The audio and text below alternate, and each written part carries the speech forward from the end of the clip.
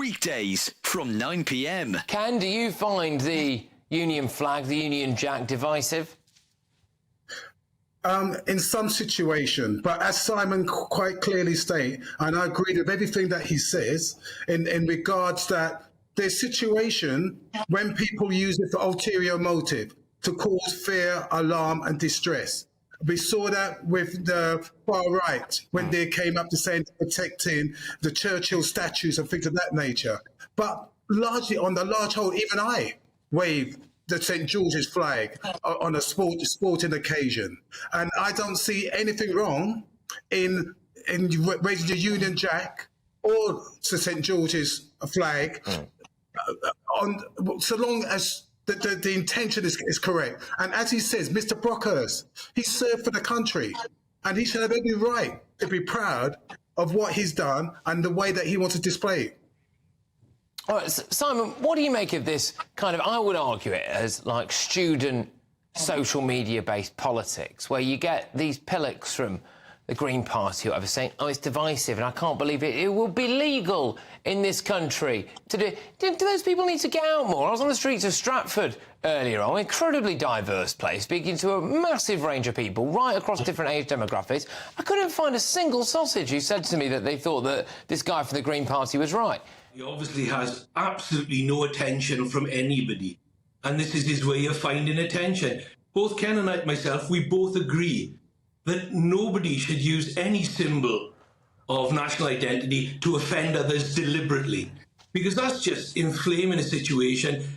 There's so much sensitivity around so many things today, and people do get offended by so much so quickly without any rhyme or reason. GB News, unlike other broadcasters, isn't obsessed with the London-Westminster bubble. We think there's a nation beyond the M25, and that's why we talk about the issues that matter across the land. Join me on State of the Nation, 8 to 9 o'clock, Monday to Thursday, on GB News. Daisy's listening, and you should too.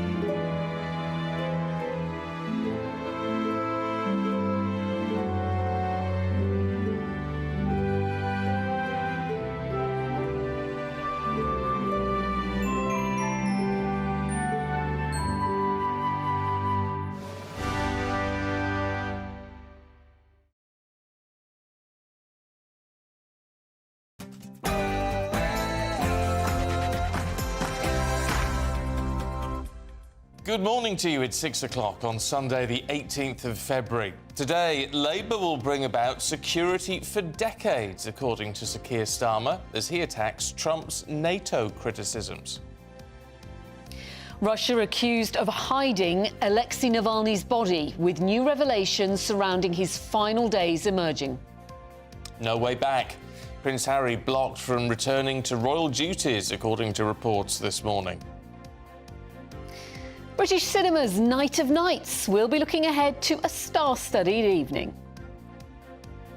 And in sport, it was a significant day at the top of the Premier League, with convincing wins for Arsenal and Liverpool, while Manchester City dropped points at home to Chelsea. In the cricket, meanwhile, it's not going well for England in India. We'll have an update on that.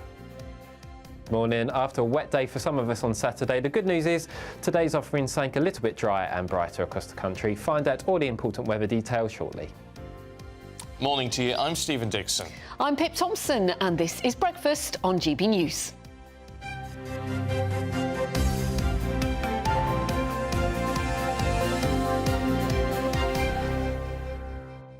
Right, should we start off with politics this morning? Because we haven't done much of that, have we, in the last few days? No, well, we're going to have to get used to it, because what a year it is going to be in terms of politics. Anyway, Labour setting out their stall a little bit. Sir Keir Starmer will insist today that Labour can deliver security for decades, and is ready to make the difficult decisions. Speaking at the Scottish Labour conference in Glasgow later, it is an attempt from Sir Keir Starmer to woo voters away from the SNP. Well, it comes as he also launched attacks on Donald Trump over his comments on NATO. Joining us now to talk about all this is political commentator Sophia Warringer. A very good morning to you. Thanks for being with us this early on a Sunday morning. Interesting that Sir Keir Starmer has been in Germany having one-to-one meetings with leaders, and he's made some really interesting comments about Donald Trump over NATO, almost trying to, get himself ready for that potential long stay visit to number 10 this year.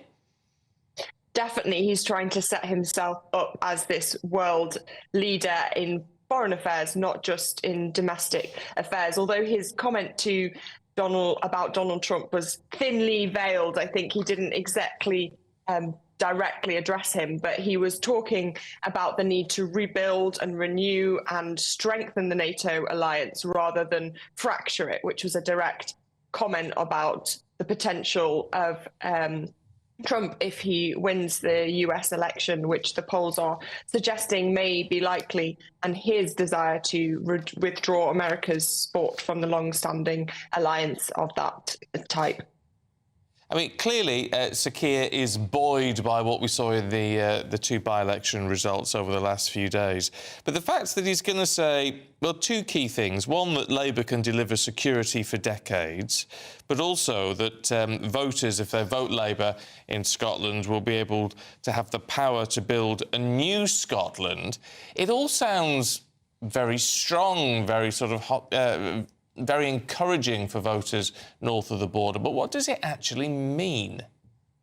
That is a very good question. I think Sir Keir Starmer has been very good on the rhetoric here. He is tapping into an understanding that Scotland feel left behind, which obviously the SNP capitalises on. But it's very hard to understand what he means. He talks about the scars left by moving away from traditional industries in Scotland, such as coal mining and steel, and yet he doesn't really say how he will marry his desire to keep Scotland buoyant and have its reliance on these energy consumption industries, and yet also meet his green targets, which obviously seem at odds with his criticism of how Scotland moved away from coal mining. So it's quite difficult to understand exactly what he is promising Scottish voters, apart from grand notions of more close working with local government, etc., to try and peel off some of that SNP vote, which obviously is very clear that they want more independence. But obviously the problem is in Scotland that a lot of the policies that the SNP are promising, a lot of the things that they say voters want are things they can deliver already. They don't need an independent Scotland to be able to deliver that, and yet they keep promising more, but they don't actually look at the powers they have already. And how important is it that Labour does well in Scotland when it comes to the general election? It's absolutely crucial for the Labour Party's path to victory that they peel away a big chunk of the SNP Westminster seats. And the SNP know that. They know that they are almost kingmakers in that sense, that they can deliver Keir Starmer's victory in Westminster if they fail to deliver for the SNP vote in Scotland. So I know that Keir Starmer, I'm sure, will be going multiple times to Scotland over the next few months to really try and shore up his vote there. And it looks like there are many seats for the pickings if he makes the inroads he needs to. Talking of heading off on visits, David Cameron's, the Lord Cameron, we should say, the Foreign Secretary as he is now, heading off to the Falklands. Interesting. So David Cameron, Lord Cameron, as you said, he continues to make strides on the international stage, again making, I think, now really in his stride in this new role, and identifying a key threat there in the Falklands. We know that the Argentinian president has made more overt criticisms of the British government, and it will be something that the foreign team in the government are really concerned about, because not only do we have threats and problems in Ukraine, and obviously the situation in Israel and Gaza continues, but this new potential front of Falklands is something that they will be very concerned may escalate. OK, Sophia Warringer, good to see you this morning. Thanks very much indeed. Now, human rights campaigners have claimed officers from Russia's intelligence service went to the prison where Alexei Navalny was held just 2 days before his death. The 47-year-old, most high-profile Putin critic died suddenly on Friday. In the days following, Navalny's mother has been unable to recover his body. Well, hundreds of people across Russia have been detained and blocked from laying flowers at memorial events. Joining us now is former advisor to the Clinton and Bush administrations, Steve Gill. A very good morning to you. Thanks for talking to us. What do you think the West's options are in terms of taking action against Putin? We keep hearing about more sanctions, but what difference are more sanctions really going to make here? Well, it's certainly unfortunate for Mr. Navalny and his family that this death occurred, but it's also unfortunate, I think, for Putin and perhaps for the world if there was going to be a path to peace at this particular time in the Ukraine conflict. It actually doesn't make any sense that Putin would have directly caused the death of Navalny. I mean, after all, he was in a Siberian prison. He was off the political stage. He was probably less relevant than he has been in years. This certainly brings him back to the forefront and raises the speculation of what happened and why. So I think the timing, certainly for Putin, is bad. It's also ironic that it comes when America and the UK and others are desperate to get more funding for Ukraine, and this certainly may bolster the argument that Ukraine needs the additional $60 billion they're seeking from the US. So I think the timing is interesting, and it's hard to really ascribe that Putin at this particular time would have caused this to happen. Oh, Steve, I mean, you're going against just about every other commentator and Russia expert on this one, who say that one of the key messages here is that Putin isn't bothered about what the international community thinks about all of this and those timings or anything else. What he wants to do is send a message to those upstarts in Russia: don't mess with me. Well, and that may be true, but certainly keeping this guy in a Siberian prison for the rest of his life was accomplishing that mission pretty effectively. Giving more impetus to another $60 billion in weapons going to Ukraine with this argument certainly doesn't help Putin's cause. And I just don't think he's stupid. He's a guy that's making decisions, and this may have just been unfortunate timing. It does, I think, give new cause, new momentum for those to argue that Ukraine needs another $60 billion and may make it easier for the U.S. To do that. In terms of more sanctions or more reprisals against Putin and Russia, I think, as President Biden said the other day, that they've done a lot, and hundreds of thousands of Russian soldiers and others have paid the price with their lives. It's hard to see that a response on this will actually do more to stop Putin if, in fact, this was an intentional murder of this guy. And what about the risk to other critics of Putin? They might not be as high profile as Navalny, but they still have something to say. Are they now in more danger, do you think?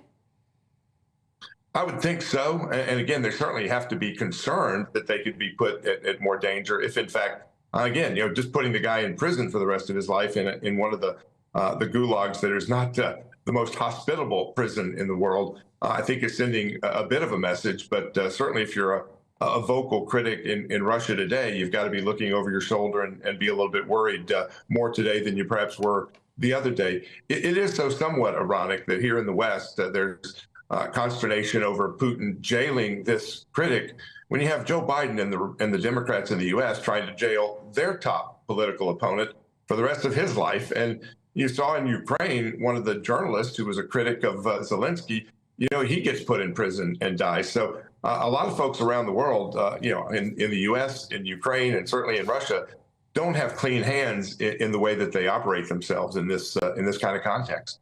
Well, have we heard anything from Trump on this?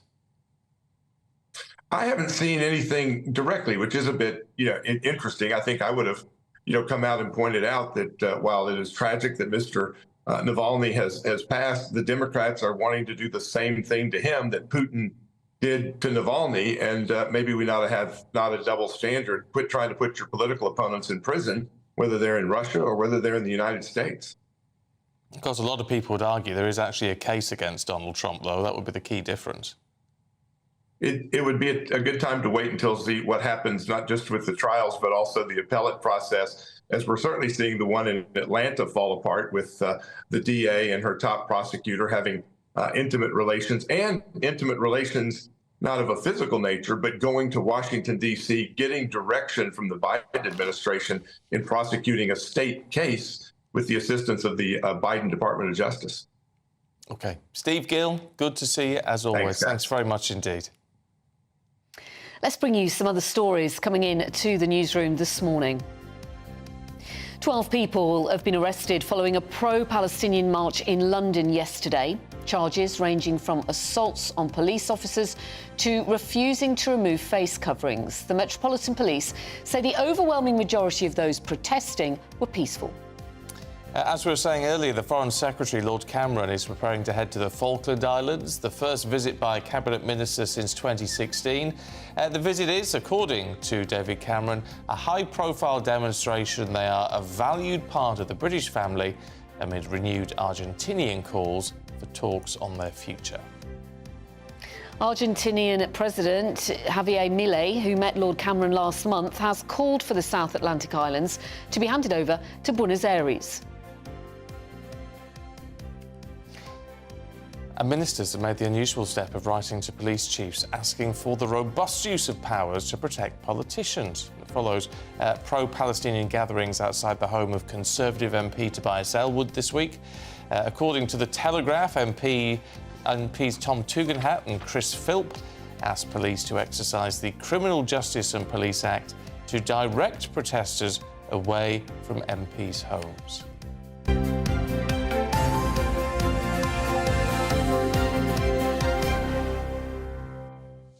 Now, there's no way back. That's the message being reported today, as insiders insist Prince Harry will not be allowed a temporary royal role while the King undergoes cancer treatment. Despite Harry's brief return last week, Prince William is alleged to have told friends that he is so angered by his brother's attacks on the monarchy that there is no chance he'll be allowed back into the royal fold. Let's talk to royal correspondent Michael Cole. Michael, good to see you, as always. Look, this can come as no real surprise. I mean, it might have been sort of touted out there as a possibility, but that was never going to happen, was it? You know, Stephen, there are few worse sights in this world than brothers fighting, and this is a particularly bitter dispute between these two royal brothers. I think there were always, in the words of Muhammad Ali in a different context, there were only ever two chances of reconciliation, and they were slim and none. And Prince Harry has said, and he said on this television interview, that I love my family. Well, he has shown, there he is in Whistler in Canada with his lovely wife Meghan, he has not shown a great deal of love towards them with some very cruel, unkind and hurtful allegations against all the senior members of the royal family. And also in that interview, and I'm sure we all saw it, he had ample opportunity to say some kind and compassionate words about his sister-in-law, Kate, Princess of Wales, who quite clearly has undergone some major surgery, abdominal surgery. It's no minor matter what she's enduring at this moment. And he's never offered a single word of comfort or consolation to her or concern. And if he wanted to become reconciled with his brother, who we see with Kate in happier times there, and what a great job she does as Princess of Wales, somebody who didn't grow up expecting to be in that role, but has fulfilled it brilliantly. He could have said some words there. He spoke about the King's health briefly, apparently without permission to do so, but he did. And he could have said something kind about Kate. Instead, there have been some egregious allegations against her, again, including the most toxic one of all, of racism, that she displayed racist attitudes to Meghan Markle when she joined the royal family. Well, we all knew how, and we saw it, crowds 20 deep in Windsor Great Park, the new couple being welcomed to this country and welcomed by the royal family. After all, the Prince of Wales, as he was at the time, volunteered and wanted to walk Meghan down the aisle at St George's Chapel, Windsor, and he did so. So what this father could have done more for his younger son, it's hard to see. But you cannot see a way back. It doesn't surprise me. It doesn't surprise you two. If there's going to be any reconciliation, Prince, that is in Canada on an earlier trip when they were boys, when things were happier. Prince Harry's got to do a lot of fence mending, and he's got to start with a lot of abject apologies, because the way they've behaved on TV and in their other interviews is unconscionable in royal terms, and I think, Stephen, in family terms. And Michael, what do you make of Harry's suggestion that he will be coming to the UK as much as he can to see his family? I think that's what he suggested, which does indicate that there is some sort of reconciliation going on with Prince Charles, at least. King Charles, I apologise. But in today's papers, there are reports that he was blocked from having a heart-to-heart with King Charles, and actually he wanted to go to Sandringham to spend a few days with him and wasn't allowed to. Well, I rather doubt that, Pep, because the point of the king being at Sandringham on the estate, which is quite isolated in North Norfolk, is to be isolated, because when you're having this intensive cancer treatment, what you've got to avoid at all costs is infection. And Prince Harry had flown at 37,000 feet in a pressurized cigar tube with 250 other people for 11 hours, breathing the same air. And he came to see his father for 35, 45 minutes at Clarence House. I think the last thing in the world the king would have wanted was for him to have gone on to Sandringham. And anyway, he had to be back in America, because he was at that gala evening for the National Football League in Las Vegas the next night, making speeches about rugby and contrasting it with American gridiron football. So I don't think there was ever a possibility of him flying to Sandringham in the confined space of a helicopter with the king. And the king comes to London for his treatment, and then he goes back, and that's a sensible course. And I expect this morning we shall see him walking to some Mary Magdalene Church at Sandringham. I did notice, by the way, last week, in that context, the photographers, and I've been up there many, many times, were kept back, I think, at least a good 50 yards from the position they usually occupied.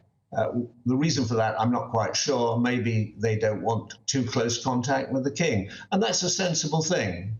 Well, it is under the circumstances. Look, we've got to leave it there. Michael, good to see you. Thanks very much indeed. It's, you've got to be careful if you're having that sort of treatment. Oh, absolutely. Though most of us don't get the option of saying, well, we want to be in our own private estate. Please don't. Well, he could go to one of many royal residences, couldn't he, between treatments? It might not always be Sandringham. No, well, fair enough. If you've got it, why not? Look, it was do you have a problem getting in this morning because of the weather? It was, yes. Horrid. The dark, the rain. I think it took me added a half hour to my journey. Really, really bad this morning. I think it's going to. I think the rain is going to last all the way up to sort of Nottingham till about 9 o'clock. Yeah, this morning. watch how you go actually, because there was a lot of surface water on the road. So, without sounding like your mother, just keep your speed down so you can avoid the big puddles. Yes, thanks, Mum. Let's have a look at the full update for you with Craig. Good morning, welcome to your latest GB News weather forecast. I'm Craig Snell. Well, looking ahead to today, it's certainly going to be the best day of the weekend. After any early rain clears the southeast, most of us seeing some decent sunshine. So we can see the area of rain across southeastern England. Some heavy rain still around, but that will clear towards lunchtime. And then for most of us, it is a drier and brighter picture. Still the risk of some showers, especially across more western parts of the country, but in between there will be some decent sunshine, especially into the afternoon across many eastern parts. And for all, it will be another mild day, temperatures in the south reaching 15 or 16 degrees. As we move into Sunday evening, for many we start off relatively dry with some clear skies, but then later on this band of rain reaches Northern Ireland and Scotland. That continues to move its way a little bit further eastwards as we go into small hours on Monday. Some heavy rain on it, especially as it moves into parts of northwest England, but for all of us it is staying mild. Temperatures at lowest probably around 5 to 6 degrees in the north. So that rain will continue to work its way eastwards as we move into Monday morning. It starts to weaken a little bit as it heads towards southeast England, so not a lot of rain left on it here. And then behind it, lots of sunshine around. A few showers in places, but I think for most it's going to be a decent day until some further cloud and rain arrives later up towards the far northwest of Scotland.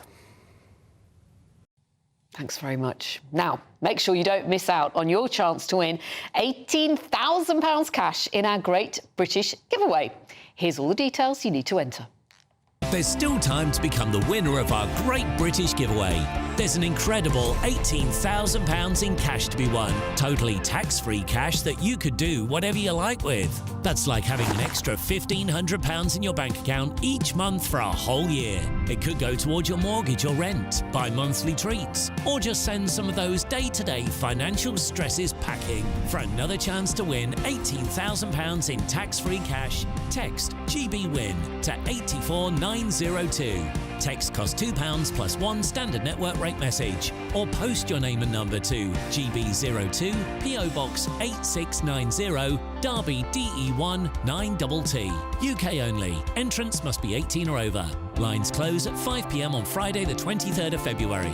Full terms and privacy notice at gbnews.com/win. Good luck. Now, still to come for you, it's British cinema's Night of Nights. It's the BAFTAs tonight. Oppenheimer is set to dominate proceedings. We'll go through all the details in just a moment.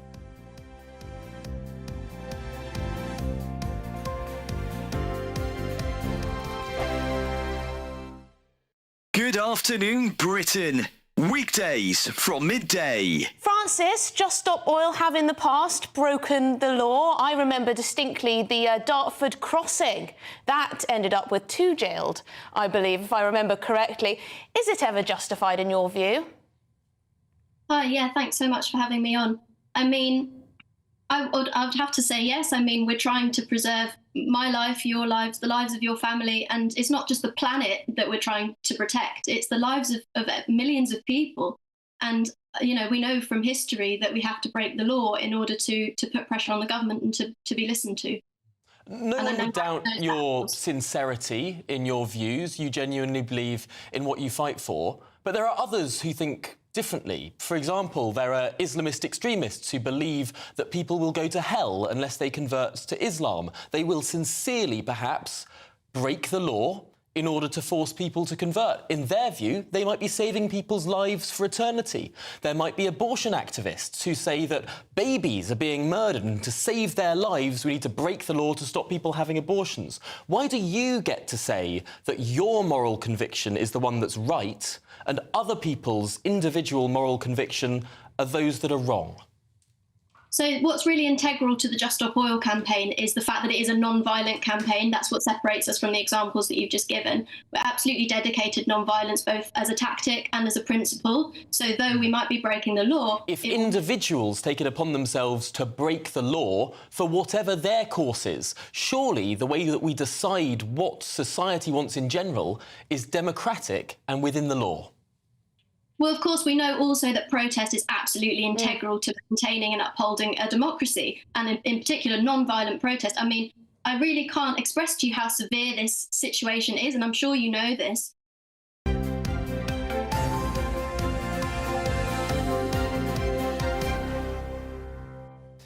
At 6:25 now, the BAFTAs take place tonight, honouring the best movies from the last year. It's coming from London's Royal Festival Hall. David Tennant's hosting it actually this year. And it paves the way for the Oscars. As president of the BAFTAs, Prince William will also be there, making his first major appearance since the Princess of Wales' surgery. He did host an investiture ceremony at Windsor Castle a few days ago, but we haven't really seen much of him. Yeah, there was something else he did, actually. We went to a dinner, didn't he? He went to an London Air Ambulance charity dinner with Tom Cruise. Yes, that But I was think good. this is this is bigger than that. Well, this is public, isn't it? There's more public people there. Stephanie Churchy's got all the details. Good morning. Good morning. Well, I'm actually sort of feeling very BAFTA-ish. Oh, because good. we watched Saltburn last night. Yes, which is up for Outstanding British Film of the Year. It's quite something. It is definitely something. It's directed by Emerald Fennell. It got snubbed by the Oscars, didn't get any awards for that, but the BAFTAs is all about celebrating British film, so I think it's going to do really well tonight. And she is, if people maybe haven't heard much of her, but she was in The Crown, playing Princess Anne, I think it was. No, it wasn't Anne. Camilla, a young Camilla. Yeah, she was playing a young Camilla. And she's a director, though. She is a fantastic director. She's also directed the previous film, A Promising Young Woman, and she done well at the Oscars last year. But this year, I think it'll be all about her and the BAFTAs. But the big film I think people are going to be talking about is Oppenheimer. It's that 3-hour biopic about the creator of the atomic bomb, J.R. Oppenheimer. It's directed by Christopher Nolan. I think it's going to be a good night for the film. 13 nominations. He's never won a BAFTA for Best Film or Best Director, so I definitely think it's going to be about Oppenheimer. Cillian Murphy, I just adore from Peaky Blinders. He's going to get with a good shout. Best actor. I've said it here first. I think he's going to get Best Actor. What I don't understand with this though, is it's very much a lauded film. It is. But all the reviews are terrible, and every time you talk to anyone, they all say, "Oh God, it was awful." Oh, well, we couldn't hear it. There was the audio, wasn't there? Well, Stephen and Pip.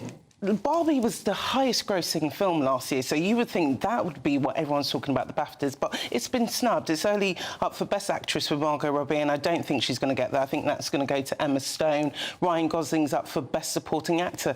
What I've been seeing with the BAFTAs is they like war movies. Last year, it was All Quiet on the Western Front, done amazing. So really what the audience goes for and what actually wins on the night is two different sets of things. I hear David Beckham's presenting Yes, an award. he is presenting an award. Would that be? Because the BAFTAs like to get the famous faces up on stage, a bit of entertainment, it gets people talking. So most of Hollywood's in town, and we are going to get a few famous faces from London as well who are going to be presenting awards. In terms of Best Actor, I mean, Barry Keoghan's up. Is that Best Actor or Best... Best Actor for Saltburn, but I think it's going to go to Cillian Murphy. And unfortunately, he didn't get nominated for an Oscar, so I don't think it's going to be a big award season for him. I'll tell you what struck me, because you mentioned, obviously, Margot Robbie for Barbie. But she was one of the producers on Saltburn as well. She was. They're all sort of doing loads of different jobs now. Well, you know what? I find Hollywood and the film industry a bit incestuous at the moment. Everyone's kind of dipping in and out with different things. And you know what? The market is quite open at the moment in terms of, like, when it comes to creating scripts and working together on different projects. I do feel like this might be the last BAFTAs we actually see gendered categories. So for the top 4 categories, Best Actor, Best Actress and Supporting Actress and Supporting Actor, they get to pick whether they want to have that on the actual gong. So if they see themselves as gender neutral, they can have that put on the gong instead. So, and are the Oscars going that way as well? They are. They are. I think the whole traditional Best Female, Best Male, it's becoming highly politicised in the film industry, which is a shame because what we find is when they do go gender neutral, women are the one who tend to suffer. So. All right. What about, because there's 9 nominations for Killers of the Flower Moon. Yes, that's Martin Scorsese's movie, which done amazing at the Cannes Film Festival.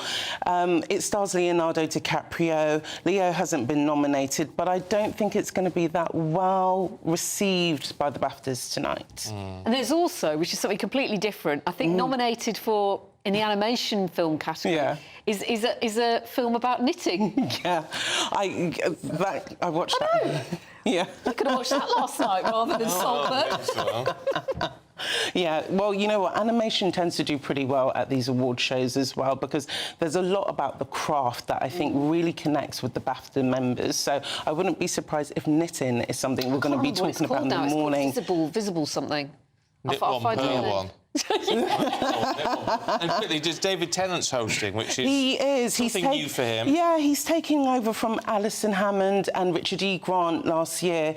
But he said he's not going to be mean to the celebrities. He said he's going to play it nice. So hopefully he does well because it's a lot of pressure on the host because everybody's watching and the celebrities in the audience are hoping to connect with him in a good way as well. Stephanie, thank you very much indeed. All right, let's have a look at all the sport news for you this morning. Aidan is here. Morning, Aidan. Good morning to you both. Let's have a look at Manchester City, should we? Well, we should. I mean, look, I've been wrong before and I'll be wrong again, I'm sure I will, but it just felt like yesterday was a very significant day in the title race. We had all 5 teams at the top of the table in action. You rarely see that. That's quite unusual in itself these days with the way that fixtures are spread across a weekend. Manchester City against Chelsea at home. A tough fixture normally, but they've tended to do well in that recently, but they really struggled. Chelsea played very well. It's not often that the opposing team goes to Man City these days and really presses their claim. City had to wait until 7 minutes before the end to get an equaliser. First out of the blocks, though, was Liverpool, 12:30 at Brentford, a 4-1 win, Pip. Really impressive, but it came at a cost. Curtis Jones injured before half-time. Diego Jota injured before half-time. Darwin Núñez off at half-time. They've got a Carabao Cup final next week. Mohamed Salah came back after being out since New Year's Day, so that was a bit of a plus for them. But you know what? Whenever City have gone up against Liverpool in recent years, to me, it's always been the squad that's let them down. The 1 to 11, there's not a sheet of paper between them. There really isn't. But yeah, the title race, you say yesterday was a significant day, but the title race is still wide open. It is, but if you look at it, I mean, so Liverpool paid 25, 57 points. Man City back in third, 53. They've got a game in hand, so that's important. Arsenal as well, wonderful performance for them at Burnley, winning 5-0. I mean, they won 6-0 at West Ham last week. They've scored something like 21 goals, I think, in about 4 games. It's absolutely outstanding from them. When they had no form over Christmas, they lost at home to West Ham. They lost away to Fulham. They looked as if they were falling away. Their kind of label as bottlers was beginning to come back to haunt them again. But they've started so well in the new year. But they've got a Champions League game against Porto on Wednesday, so that will test their resources again. So we'll see what they're made of. But I said to Stephen last week, we want a title race. We don't want to see someone streaking away with it. And winning it at cancer come the end. We want it to go to the wire. We do, of course we do. We're into sport. We like to see competition anyway, don't we? Yeah, I'll tell you what. Now, what's going on with Roy Hodgson? Are we getting any updates? We had a small update yesterday. He is out of hospital. He's feeling better. And he's on the mend, we understand. But it'll be a difficult week ahead for him, though. Well, I don't think he's going to be in situ by Monday. That would be my estimate. I don't know that for certain. But the manager who's set to come in to replace him, Oliver Glasner, was at Tottenham yesterday, and Crystal Palace played Tottenham in a couple of weeks, so it looks like he was on a scouting mission. But hopefully we'll have an update on that later in the morning. OK. Quick word on the cricket? Yeah, do you really want to? Goodness me. Better Day 4 of the second test in India. England trail India by 440 runs at lunch. Oh, no. It didn't look good yesterday, I have to say. It's more. I don't think we'll get much more play because I think that India are going to declare 314 for 4, 6 wickets remaining. They're so good, though, aren't they? They're outstanding. I mean, look, we looked at all the injuries, but they've got so much depth, Pip. Yeah. So many players who came in and just filled the void. And England are a good side, don't forget. OK. Not showing at the moment, though. No, sadly. Aidan, thanks very much. See you later. We've got the papers heading your way in just a moment, so don't go anywhere.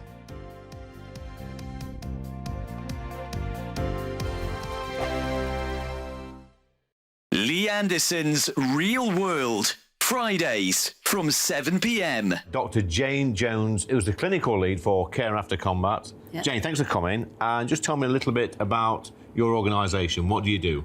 OK, well, thank you for having me here so we can talk about Care After Combat. So we are an organisation, a charity, who work into the prison system, working with military veterans who've somehow got involved with the justice system and... So there's quite a high population of ex-servicemen and women in our prisons. Why is that, do you think? So 2014, the government did a review of who was resident in UK prisons, and what they found were that military veterans are the highest occupational group, and this obviously raises some concerns. Yeah. So the government wanted to do something about that, and so they supported Care After Combat initially, just as a scoping exercise, really, to see if there was any way we could help these men and women actually, understand the problems that led to offending behaviour and go on to lead successful lives. So what sort of offending behaviour are we talking typically for people that's in prison that's actually served in our armed forces? Primarily, it's violence. Yeah. So that is the highest offence that we work with. Okay. But of course, the military, as with everybody else, it's the full range of offending behaviour. OK, so we're in a pub, Jane, Dr. Jane, and I guess for some people, the odd tip of alcohol is good, a bit of fun of a weekend, relax, let your hair down. But for some people, alcohol is not always their best friend, and I guess that plays a part in some of your veterans that end up inside. Absolutely. So, speaking from my own experience, a good 2/3 of the people I work with have some kind of mental health problem or mental health difficulty, struggling to either adapt into civilian life or with some of the traumas they've experienced during service. People might self-medicate with alcohol to manage some of those thoughts and feelings.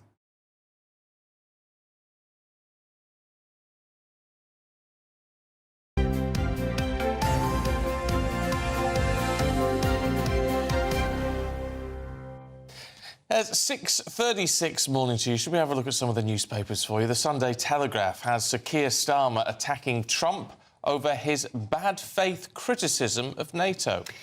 The Times says Kremlin spies have been accused of disconnecting prison CCTV before Alexei Navalny's death. The Observer says Ukraine is pleading for more arms as Russia seizes a frontline city. It's a key strategic point, actually. The Sun reveals that royal aides have stopped Prince Harry from travelling to Sandringham. They stopped him the other week when he came to visit his father and have ruled out any royal hybrid role. The Mail on Sunday says Just Stop Oil's plan to sabotage elections by, apparently this is what they want to occupy MPs' homes. That can't be right. We might look into that. Joining us to go through what is making the news is social campaigner Winston Davis and political consultant Emma Burnell. Very good morning. Morning. Good morning. Good morning. Winston, what should we start with? Well, I think we've got Prince Harry been stopped from going to Sandringham, and he was told to go to Clarence House instead, so his dad's London home, and he spent 30 minutes there. Yeah.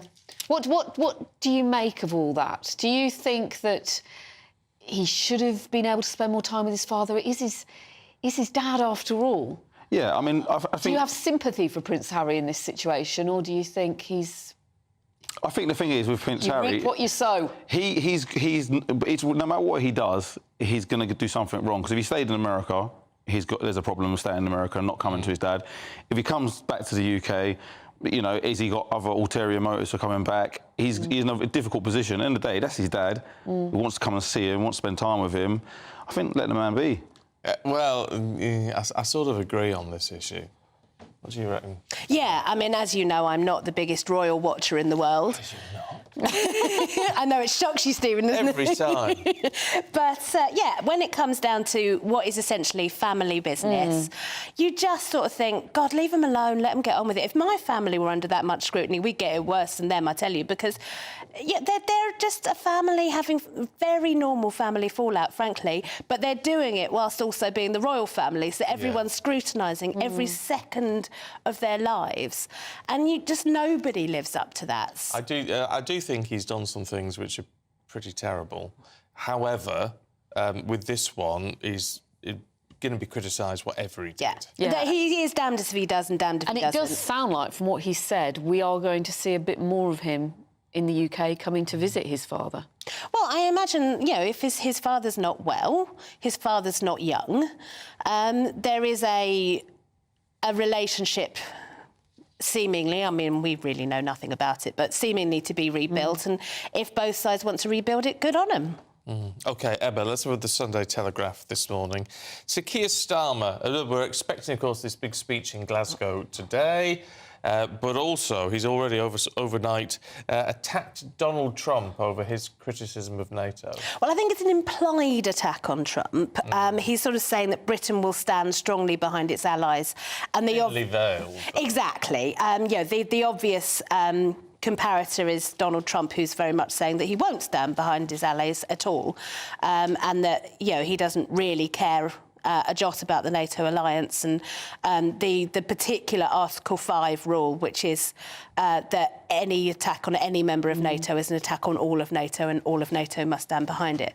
Now, it is worth remembering there's only one country in the world that's ever invoked Article 5. Do you know which country that is? It's the United States of America. Absolutely. And that was after 9/11. So there is only one country that's actually asked for this to be invoked. Yeah, but his argument, and Winston, I mean, does he have a point? Because his argument is, well, America's paying all this money into NATO. The UK pays as well, but a lot of countries actually aren't paying their fair whack. Like France, like Germany. Yeah, I mean, this is a thing. I mean, Trump's a businessman. We like it or not, he's a businessman. Maybe he's not a great businessman. No, I was going to say. What's happened in New York the last few days? But the reality of it is, he's saying, you know, and it's life. If you've got to put in, if you want to get out for something, you've got to put in. Like, you know, as a small business owner, I've got to work hard to get the things that I want. And if countries want to be part of NATO, as long as they've got the capability of putting in, they should be putting in. If you talk about France is in a position to put in. I mean, I do think that we have taken our eye off the ball in terms of European security, and we have over-relied on the idea the Americans would always be there. Yeah.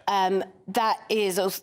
It's unfortunate timing because we're UK is, I think, paying the 2% and is, in fact, having a negotiation as to whether we want to go further than 2% of GDP. The problem with GDP, of course, is it goes up and down. Yeah. And we do need to think more about European security because we are seeing a hot war on the edge of Europe. Well, and that's partly why I think Sir Keir Starmer was having these one-to-one meetings yesterday with world leaders in Germany. I'm just trying to imagine if he becomes Prime Minister, if Trump becomes President, what's that meeting, that first meeting between Keir Starmer and Donald Trump would be like? I think the one thing that Keir Starmer is very aware of is how much damage Blair's hugging close of George W. Bush did to him.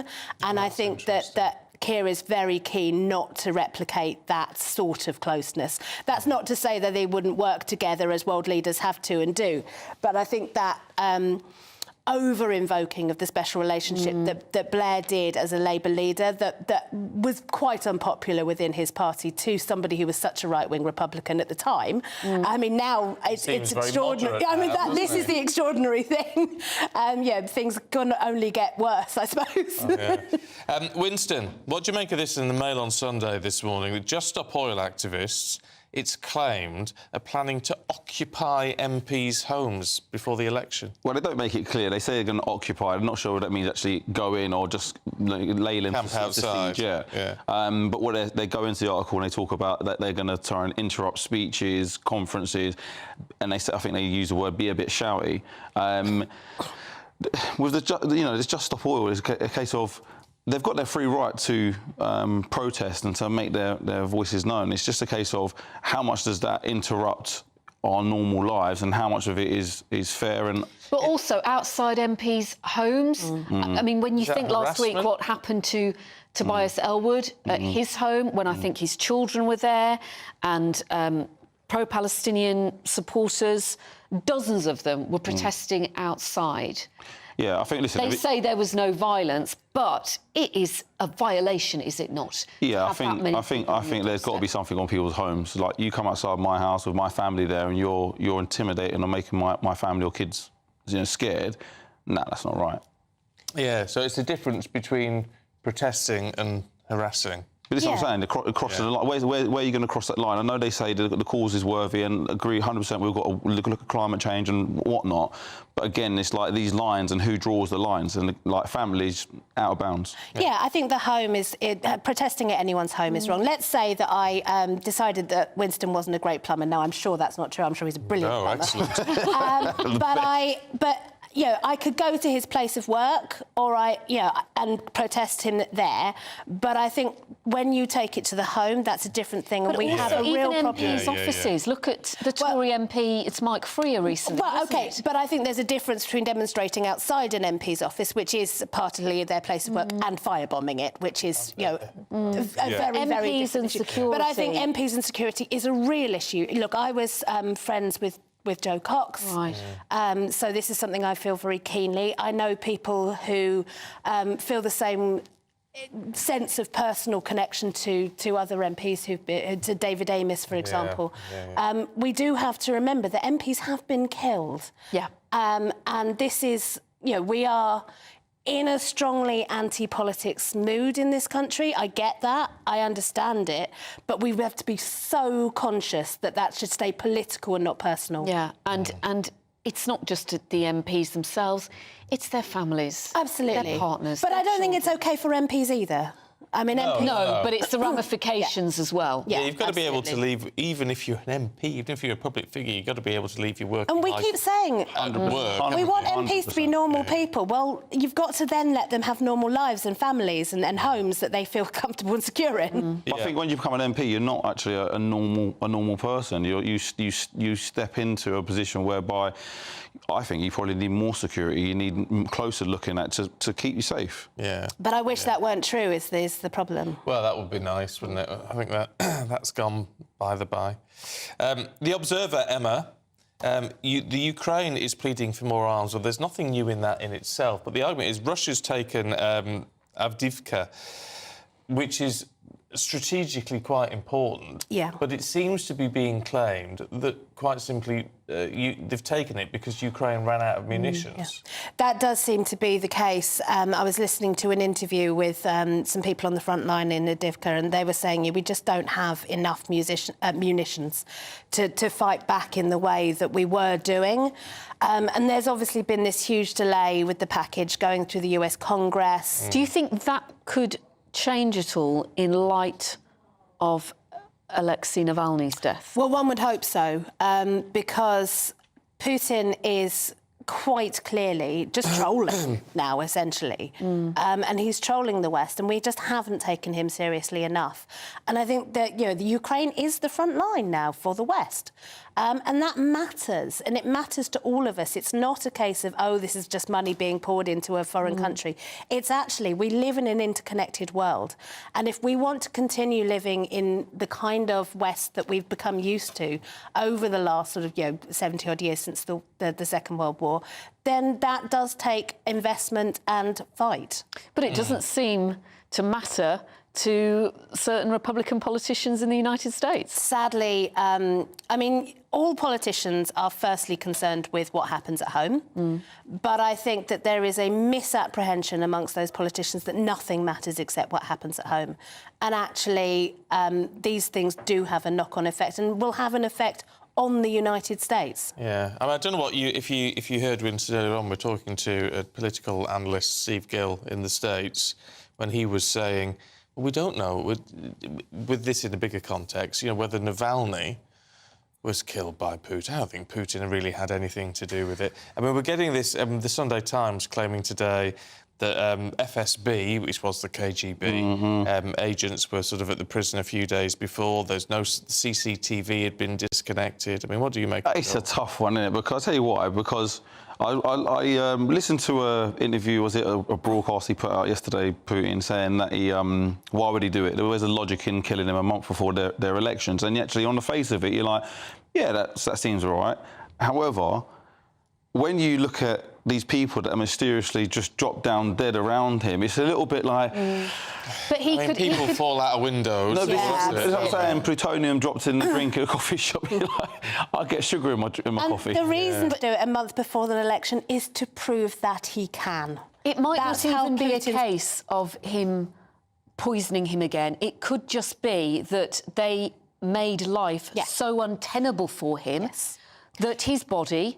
whether he was murdered or whether he was killed. He was poisoned with Novichok. Absolutely, yeah. He whether he was murdered in that immediate moment or whether he was killed by long-term abuse. They've sort of imposed a slow death Essentially, Putin is directly responsible for that death. What do you think that, Winston? Yeah, I mean, look, you've put him in, I think I read it was minus 28 degrees in the Arctic Circle. I mean, that's below cold.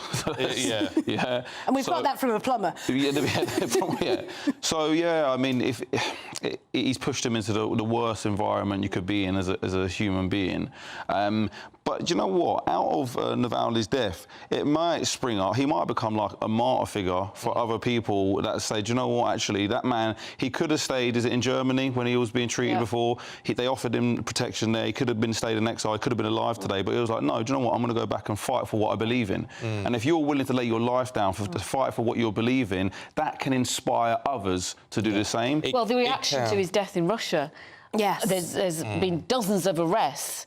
But people are still going out on the street, which is so incredibly brave under that repressive regime. In terms of what this means for America and sending more arms to Ukraine, because obviously it increases the pressure, what do you think, Winston, as a just a A normal bloke. Normal guy. Which is what we like. A normal guy. Would you? I mean, do you continue to support the idea that we're at a time when we're running out of money? Do we need to keep funding this fight? I would love someone to break down the argument for me to say, if we keep sending money to Ukraine, this is going to help benefit us in this way, and the cost of living crisis is going to be helped out, and the poverty that we're living in. And I support families all around my local area with different initiatives, and there are people there that literally can't feed themselves, can't clothe their children, can't have furniture, and it's kind of like, how are people on the ground level in this country going to be, benefited by what we're doing in Ukraine? Well, not least their gas bills would come down if that war ended. British Gas, isn't it? British Gas nearly made £1 billion profit last year. Don't get me started on war profiteering. But the argument, I guess, would be not that doing it would make things better, but if we didn't do it, things would get worse. It's a harder thing to sell. The only thing I want to say is that, again, a normal guy, right? Yeah. I was looking into it and I was thinking, he's been in power 25 years. In 25 years, how many times has he come and invaded countries, west of Russia? Yeah. And it's like, how much of a threat really is he to us, to our lives actually here directly? If he takes Ukraine, we might discover quite a lot more. Exactly. Yeah, exactly. And it still baffles me how it was only, 5 years ago that Russia was hosting the World Cup. I know, and was almost being feted, and it was all, it was all very welcoming, and David Cameron we had was a lot of pictured problems with it that we talked about, but they were largely around social issues. Now, those are important, don't get me wrong. The Russian treatment of LGBT people is appalling. But we were not talking about the repression within Russia of its own citizens. And that, non-democratic countries like that, hosting something and being allowed to flaunt themselves on the world stage through something like the World Cup is really appalling. Yeah, but we had that argument with Russia and with China and the Olympics. We did. In 2008. The argument is you open it up to the world stage and actually that influences the country. And how did that do for the Uyghurs? Well, I know. But that's the argument. I mean, I understand the argument. It's the realpolitik argument. It's Henry Kissinger all over. Yeah, because the more you isolate... I mean, look at North Korea. The more you isolate, the more insular they become. Indeed, and North Korea, is incredibly repressive regime. It's also an incredibly poor regime because it's almost completely financially isolated. There are real questions. None of this is easy. If there were simple solutions, we'd have found them. But I do feel like there is a difference between saying, should we completely isolate Russia politically or should we reward them with the World Cup? I don't think those are the two extremes that we have to deal with. No, well, fair point. Winston, let's have a look at the Prince of Wales, should we? It's in the Sunday Telegraph online. Is doing some work on social housing. Apparently, he's spending £3 million of his own money to build 24, 26? 24. 24, social houses down in Cornwall. And now Cornwall has a big problem with homelessness, and we know that this issue is very close to Prince William's heart. So this is a good move. I think it's great. You know what? It's the guy's worth £1 billion or whatever it is. It's a drop in the ocean to him. But do you know what? He's doing something, and I know there's going to be people that are going to be going for him even from doing this. But he's trying. You talk about sometimes what people say is one thing, what they do is another. Yeah. Well, he's putting his money where his mouth is. Yeah. Well, I agree. He's doing what he can. I think there's a lot to be said for that. Plus, you can always get the plumbing contract. I can't wait to get the plumbing contract. Yeah, 6 months in Cornwall. So yeah, that'd be all right, wouldn't it? Yeah, that'd be nice. Lovely. Good to see you both this morning. Thank you very much indeed. We'll see you a little bit later on. Sir Keir Starmer on NATO, Frank's been in touch. Morning, Frank. He says, Starmer's attack on Trump about NATO is just a cover for the introduction of an EU army. He wants us back in the EU. I don't look. It's a point. I don't know whether it's true or not. And on Navalny, Jack, good morning. I don't think Putin is responsible for this. Instead, I think this is the start of Putin getting overthrown. Oh, well. See about that. Yeah, I don't know. The experts wouldn't agree with you, but you never know. You never know. Right, let's have a look at the weather with Craig. A brighter outlook with Box Solar, sponsors of weather on GB News. Good morning, welcome to your latest GB News weather forecast. I'm Craig Snell. Well, looking ahead to today, it's certainly going to be the best day of the weekend. After any early rain clears the southeast, most of us seeing some decent sunshine. So we can see the area of rain across southeastern England. Some heavy rain still around, but that will clear towards lunchtime. And then for most of us, it is a drier and brighter picture. Still the risk of some showers, especially across more western parts of the country, but in between there will be some decent sunshine, especially into the afternoon across many eastern parts. And for all, it will be another mild day, temperatures in the south reaching 15 or 16 degrees.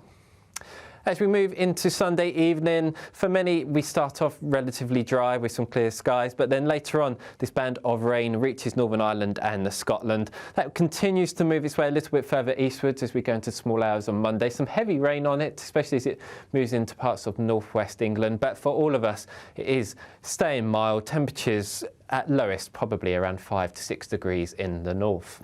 So that rain will continue to work its way eastwards as we move into Monday morning. It starts to weaken a little bit as it heads towards southeast England, so not a lot of rain left on it here. And then behind it, lots of sunshine around. A few showers in places, but I think for most it's going to be a decent day until some further cloud and rain arrives later up towards the far northwest of Scotland.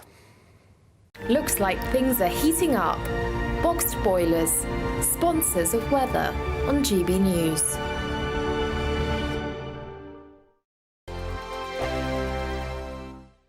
Patrick Christie's Tonight.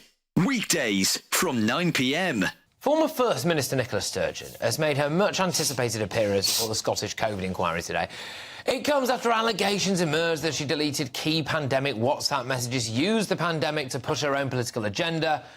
But let's just cast our mind back, shall we, to August 2021, when Sturgeon was asked if she'd hand over all her WhatsApps to the inquiry. Here we go.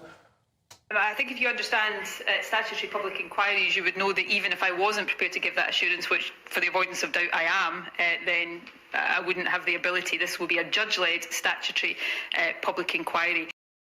Which, for the avoidance of doubt, I am. OK. Well, you weren't, were you? But fast forward to today, and she was much less forthcoming. WhatsApp messages between yourself and Mr Youssef and Ms Lloyd were produced by you. Where did you get them? They were provided to me through the Scottish Government. But did you delete them? Yes. Did you consider yourself, against that background and your considerable ministerial experience, to be precisely the right First Minister for the job? No, that's not how I would have thought of it at all. There's a large part of me wishes that I hadn't been. All right, then. I'm joined now by Tory MP Lee Anderson.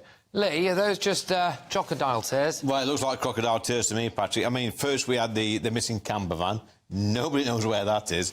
Now we've got this nonsense. We've got these burner phones, dodgy £5 phones from wherever they bought them from, WhatsApp messages going missing. It all looks a little bit dodgy to me. I mean, she's bleating on there, she's crying on screen. This is not cutting no ice. You know, it's crocodile tears. It makes you wonder what the SNPs are all about, Patrick. It looks... I mean, the people that have burner phones, let's be clear, people that have these dodgy phones where you can't trace them and disappearing WhatsApp messages, these are normally criminals, these are drug dealers. And you know what? These SNPs are no better than criminals.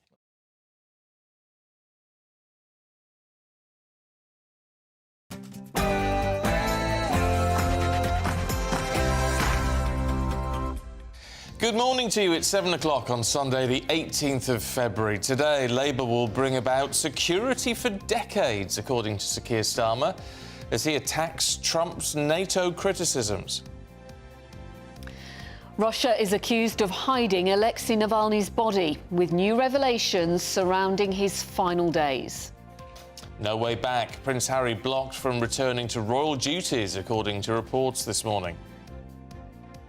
Good morning. It's that time of year when Premier League managers feel the pressure. There was more misery for West Ham boss David Moyes yesterday. Crystal Palace's Roy Hodgson is recovering well from illness, but Brendan Rodgers is feeling the heat for Celtic in Scotland. More later. Good morning. After a wet day for some of us on Saturday, the good news is today's offering something a little bit drier and brighter across the country. Find out all the important weather details shortly. Morning to you. I'm Stephen Dixon. Good morning. I'm Pip Thompson, and this is Breakfast on GB News.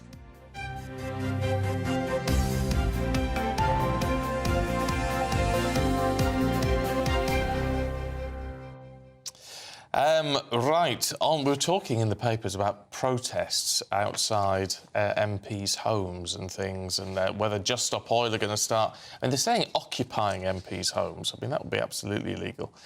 Frank says, why don't we bring in the army to shift this rent-a-mob trend? When they gather and break the law, well, break the law is the key point there, warn them ahead of time and then bring in the water cannon. Ooh, water cannon's a bit harsh. I know. Am I being a bit soft? As a water cannon, they use them a lot in France, but that's quite severe. When there was protests outside Tobias Ellwood's home last week, there were no arrests. There were no arrests made, and a lot of people were not able to understand that. But, John, you say you blame Rishi Sunak. He should have come out on the steps of Downing Street and made a statement on what is going on with the protest marches. Yeah. Well, maybe, perhaps. I mean, Rishi Sunak himself, do you remember last year? His home was surrounded by Greenpeace protesters. They got up on the roof of his home in North Yorkshire, didn't they? He wasn't there. Flags or something. But again, how did that happen? Yeah, I don't think I'd blame the Prime Minister for this, to be honest. But I do think, and it's worth pointing out that Chris Philp, the policing minister, and somebody else, I can't remember who it is, who's also a minister, have said the police need to act very strongly on all of this. So I don't know about water cannon. I don't know about bringing in the army. I think the army's probably stretched enough as it is. I think what we need to do is just get the police to act robustly if protesters are breaking the law. It's got to be breaking the law, but, yeah, be robust and get it sorted out. But keep your thoughts coming in. gbviews@gbnews.com. Now, Sir Keir Starmer will insist today that Labour can deliver security for decades and is ready to make difficult decisions.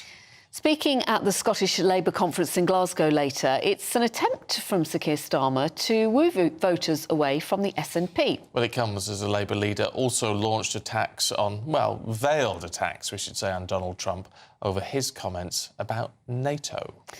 Joining us now is political commentator Jess Gill. Good morning. Good morning. How much work, then, has Sir Keir Starmer got to do to win over voters in Scotland? Yeah, I really don't trust Keir Starmer. I'm from the north, which is a bit different to Scotland. But there's still a strong sentiment that Keir Starmer isn't for the British people, including the Scottish people. And I think that's because people can't trust him, because he completely flip-flops.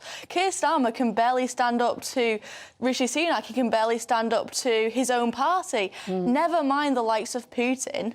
But don't those recent by-election results indicate that people are starting to think they might not like him, but they don't want the Tories in power any longer? Yeah, absolutely. They don't want the Tories in power, but that isn't a clear endorsement of Keir Starmer. I think the Labour is winning in spite of Starmer, not because of Starmer. I think the Conservative Party has absolutely failed on all fronts in terms of immigration, in terms of taxes, in terms of just generally serving the British people, in terms of the NHS. There are so many ways in which the Conservative Party has failed. It's almost impossible that Labour aren't going to win the next general election. But that's the thing, you sum it up perfectly, in the sense that whether you think people really sort of support Starmer or not, he almost doesn't have to do anything apart from keep his head down. And he's barely doing a good job at that, I'd argue. I think Keir Starmer, again, what does he actually believe? The people don't know what he believes, and whatever he believes, I don't think he can control his own party. And I think the reality is that Starmer is going to win in the next general election. I'm not sure what exactly that will hold, but I think it's just going to be Tony Blair 2.0. I think it's going to be bad for the country. Hold on, why do you think he can't control his own party? Where's the indications of that? I think from the what's it called? From the more radical sides of it, David Lammy's comments calling Trump, I think it was sort of like a neo-fascist kind of racist, that kind of thing. I think that's completely outrageous to say to realistically. Again, I think probably the future leader of the United States, one of our greatest allies. I think that's completely out of hand. There's been several instances, like Palestine, for example, where Keir Starmer's failed to control his own party. Well, the party is a lot more united than it used to be under Jeremy Corbyn. Sir Keir Starmer has changed it since then. I think, yeah, there has been a different change in font, and there are different perspectives in Labour, of course. Like, I used to be a member of Labour myself, and I was actually inspired by Jeremy Corbyn's passion, by his enthusiasm. But, and then compare that to Keir Starmer, he's as charismatic as a sandal, pretty much. I think he's a terrible leader, quite frankly. But Jeremy Corbyn was surrounded by, you know, accused of supporting anti-Semitism. He had a huge problem, and yet you say you were a fan of his and not so much. Well, I was like 16 back then. Right. But I think it was his passion, his drive that really ignited me to the Labour Party. I've gone the other way. I'm a massive Tory now. I'm a massive Conservative now, more so.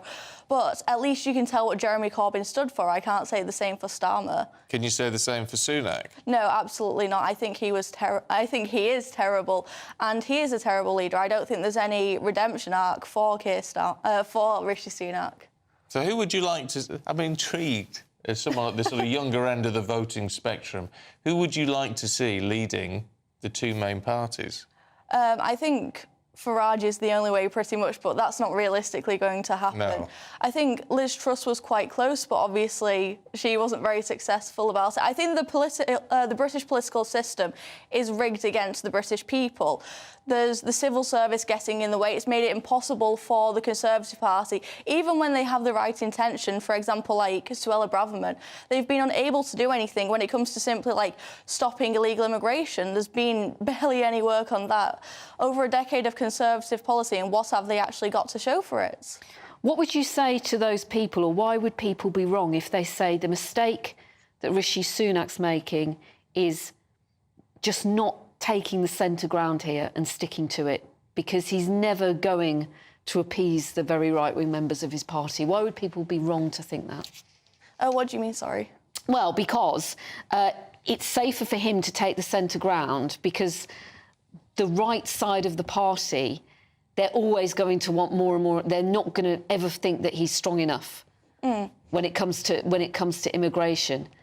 Yeah, I think it doesn't really matter what Keir Starmer does or Rishi Sunak does. Haven't centrist politicians been more successful rather than the very right-wing ones historically? I mean, look at Margaret Thatcher. She had strong conviction. She was a person who strongly believed in the free market, and people loved her. As controversial as she is nowadays, people loved her. She had super majorities.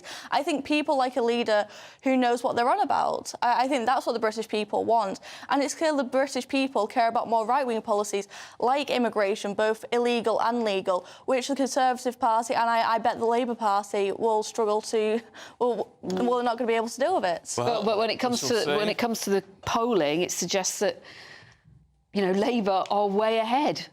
And do people care as much, as you say, again, I think about that's those right-wing because policies? They don't believe in the Tory party. Like I said, I think that's because the Tory party have failed catastrophe. I can't say the word. It's too early in the morning. Yeah, well, I know that feeling, Jess. I definitely know that feeling. Look, good to talk to you. Thanks very much. Thank you. Thank you. Now, human rights campaigners have claimed that officers from Russia's intelligence service visited the prison where Alexei Navalny was held 2 days before his death. The 47-year-old, most high-profile Putin critic died suddenly on Friday. His family described it as an orchestrated murder ordered by the Russian president and said they were not allowed to see or retrieve his body. Well, following his death, hundreds of people across Russia have been detained and stopped from laying flowers at memorial events. The Kremlin says the West's reaction is unacceptable, describing it as absolutely rabid. But Foreign Secretary Lord Cameron has said there will be consequences for Vladimir Putin. Well, let's talk to political analyst and Russian exile Valery Morozov, who's good to see you, as always. Do you think there will be consequences for Putin? Oh, it depends. You know, the thing is that I can't predict what is going on and what will happen. The thing is that... you know, after his death, after death of Navalny, there was immediately announced that the reason for the death was blood clot. Sudden death syndrome, Yes, wasn't it? Yeah. Oh, well, that is another, after this, some crazy, statement. And also it is interesting why it appeared. But then when the investigators came, as I understand what I can get the information, they said that the reasons are not known. And there is investigation. All right. And that is rather strange, because... Do you think this was in some way orchestrated by the Kremlin? The thing is that I was in my life was close to the story of Navalny and his, when Did he you ever meet him? Did you ever meet him? Yes, I met him.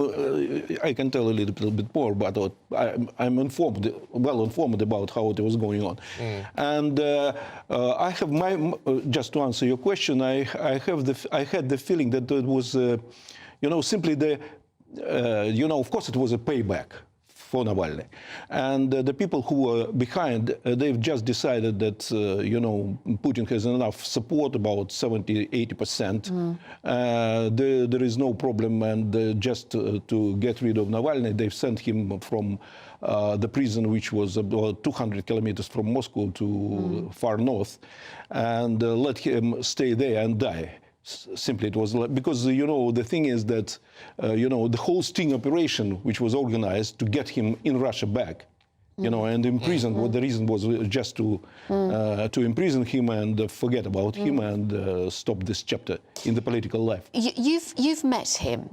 What do you think it was Navalny's thinking when he went to Germany, he went back to Russia after that poisoning, knowing that he was going to be arrested? I mean, that was a very courageous thing to do, many would say. Do you think he thought that one day he would be released, or did he go back thinking he would die in prison? The thing is that it was, from my point of view, it was a great mistake, and it was foolish. I was shocked when he decided to go back. The thing is, it was absolutely clear that it was a sting operation.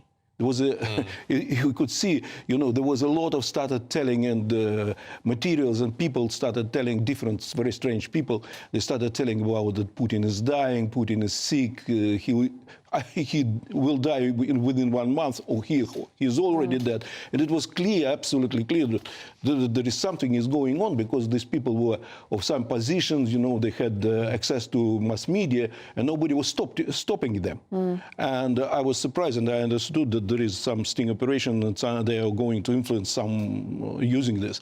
And then suddenly there was a news appeared that Navalny started thinking about returning back, and I said something, it's crazy. That means that somebody is on the top in the Kremlin or close to Kremlin guaranteed him that he is coming to get the power. Yeah. Yeah. And he decided to go, and it was absolutely crazy mistake. It was clear that nothing is happening to Putin. This I knew well. He is absolutely healthy.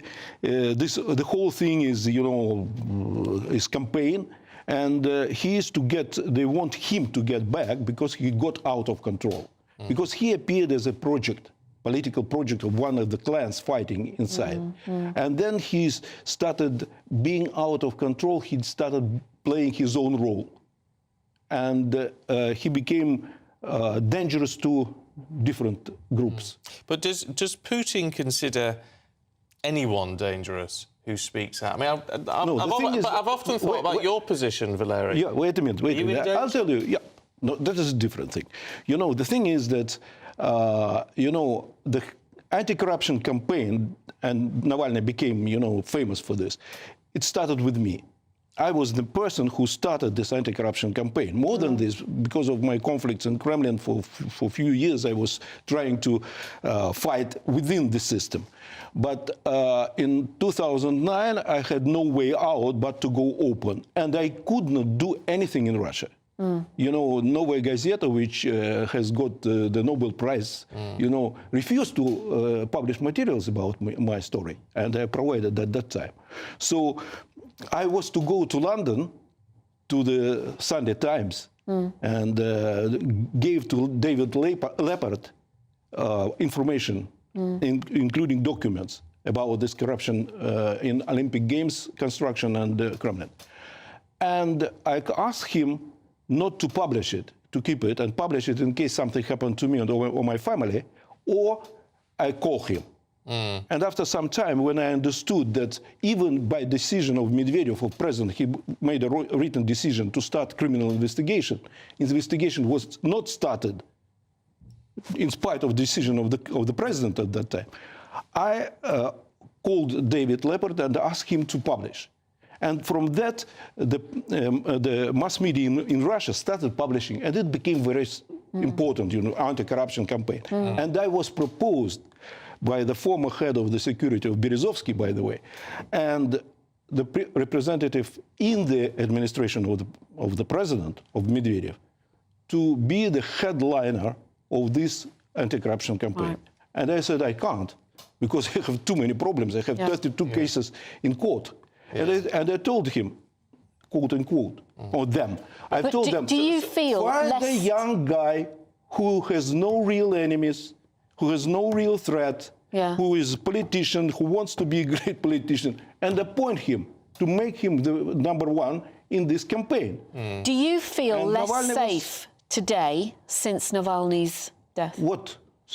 Do you feel less safe? Do you feel more in danger today? The thing is that this is what I'm saying is different. His story is different. He became the leader of this. He was appointed by Nemtsov, Kasyanov, and Ponomarev, and I was present how they were arguing whether to put Navalny as the leader of opposition or not. And it was very funny. It was Ponomarev and Nemtsov, both Jews, ethnic Russian, and they were arguing because Ponomarev didn't want Navalny to be appointed because he was saying he's a nationalist. And Nemtsov saying, no, no, no. Do you think there's anything the West can do? David Cameron, Lord Cameron's indicated there will be more sanctions. Is there anything they can do now that will impact on Putin? No, they are doing whatever they want and whatever they can. This is nothing to do. Navalny, there are a lot of reasons to make impact on Putin, but it doesn't matter. It is. I'm not sure that Great Britain, say for example, or the West, in the case in the situation of war, and Russia understands it as a war against Russia and the West. You know, that something more, what the West can do more. Yeah, it's very difficult. It is war already. Yeah. OK. Valeri, good to see you, as always. Thank you very much indeed. All right, it's time for the weather. Let's see what's happening where you are this morning with Craig. Good morning. Welcome to your latest GB News weather forecast. I'm Craig Snell. Well, looking ahead to today, it's certainly going to be the best day of the weekend. After any early rain clears the southeast, most of us seeing some decent sunshine. So we can see the area of rain across southeastern England. Some heavy rain still around, but that will clear towards lunchtime. And then for most of us, it is a drier and brighter picture. Still the risk of some showers, especially across more western parts of the country, but in between there will be some decent sunshine, especially into the afternoon across many eastern parts. And for all, it will be another mild day, temperatures in the south reaching 15 or 16 degrees. As we move into Sunday evening, for many we start off relatively dry with some clear skies, but then later on this band of rain reaches Northern Ireland and Scotland. That continues to move its way a little bit further eastwards as we go into small hours on Monday. Some heavy rain on it, especially as it moves into parts of northwest England, but for all of us it is staying mild. Temperatures at lowest probably around 5 to 6 degrees in the north. So that rain will continue to work its way eastwards as we move into Monday morning. It starts to weaken a little bit as it heads towards southeast England, so not a lot of rain left on it here. And then behind it, lots of sunshine around. A few showers in places, but I think for most it's going to be a decent day until some further cloud and rain arrives later up towards the far northwest of Scotland.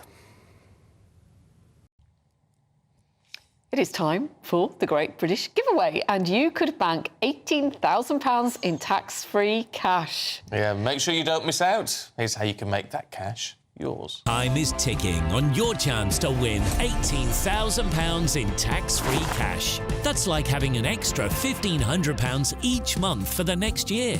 Listen to the moment we told Phil from West Yorkshire he'd won our last Great British Giveaway. Hello? Phil, I've got some really good news for you. You're the winner of the Great British Giveaway. You're joking. That's brilliant news. For another chance to win £18,000 in tax-free cash, Text GB-WIN to 84902.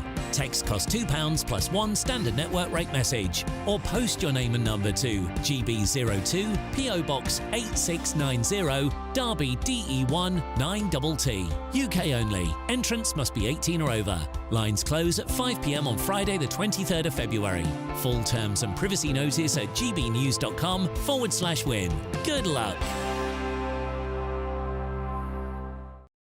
Good luck, good luck. Still to come, Cornwall's MPs are calling for TV programmes to reflect the actual Cornish lifestyle. I don't know what that means, but we'll talk about it in just a couple of minutes.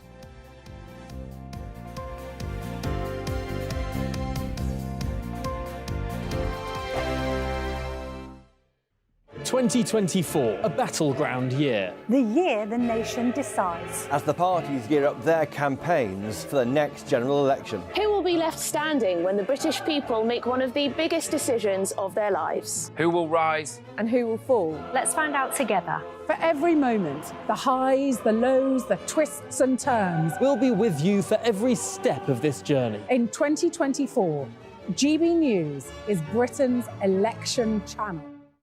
Martin Daubney, weekdays from 3 p.m. Welcome to the show. Superb stuff, great footage. So you're right in the thick of it there. What's the mood on the ground? Well, I've left there now. I've actually now come to that EU Council summit that I was talking about. It's still pretty chaotic. The entire city of Brussels has been completely clogged with these tractors, sort of three abreast in most of the roads across the city. The people of Brussels aren't particularly happy. I mean, this is sort of reminiscent for some people of the Just Stop Oil protests, you know, people gluing themselves. People are unable to get to hospital appointments, and there's a lot of upset about the destruction that's happening on the streets of Brussels today. But on the other side, there's also the protests, which the farmers are saying that EU green laws simply are not able to fit with what they need to do to keep their businesses going. And just before the protests happened, we saw the European Commission actually make some concessions to the farmers' protests. And this is on the demands that were put on them to set aside somewhere in the region of 5% of their land for regrowing for biodiversity. A lot of the farmers have said that's not possible, and the European Commission has said that they can delay that coming in. So they have won a small concession with these protests. And Jack, there's a feeling as well, a huge dissatisfaction that the European Union has managed to find 50 billion euros in aid to send to Ukraine, and yet farmers in particular are on the receiving end of net zero targets, taxation on diesel and endless red tape. So many farmers, Jack, saying they're measuring ditches to see if they have to drain them or not. There are minimum requirements on the width of battery hen enclosures, endless red tape. As Jeremy Clarkson pointed out in Clarkson's Farm in Britain, they've simply had enough, and they're shouting, Ursula von der Leyen, we are here. I think the most exciting bit for me is talking to people. People who I think are ignored often by the major news channels. We're going to give news they want to hear. There's a voice there that needs to be heard. I think there's a chance here for a diversity of opinion to be expressed, which you don't find elsewhere. It's really exciting. We don't hold back. We're free to say how decisions that are taken here Affects us all around the country. Only on GB News, the People's Channel, Britain's news channel.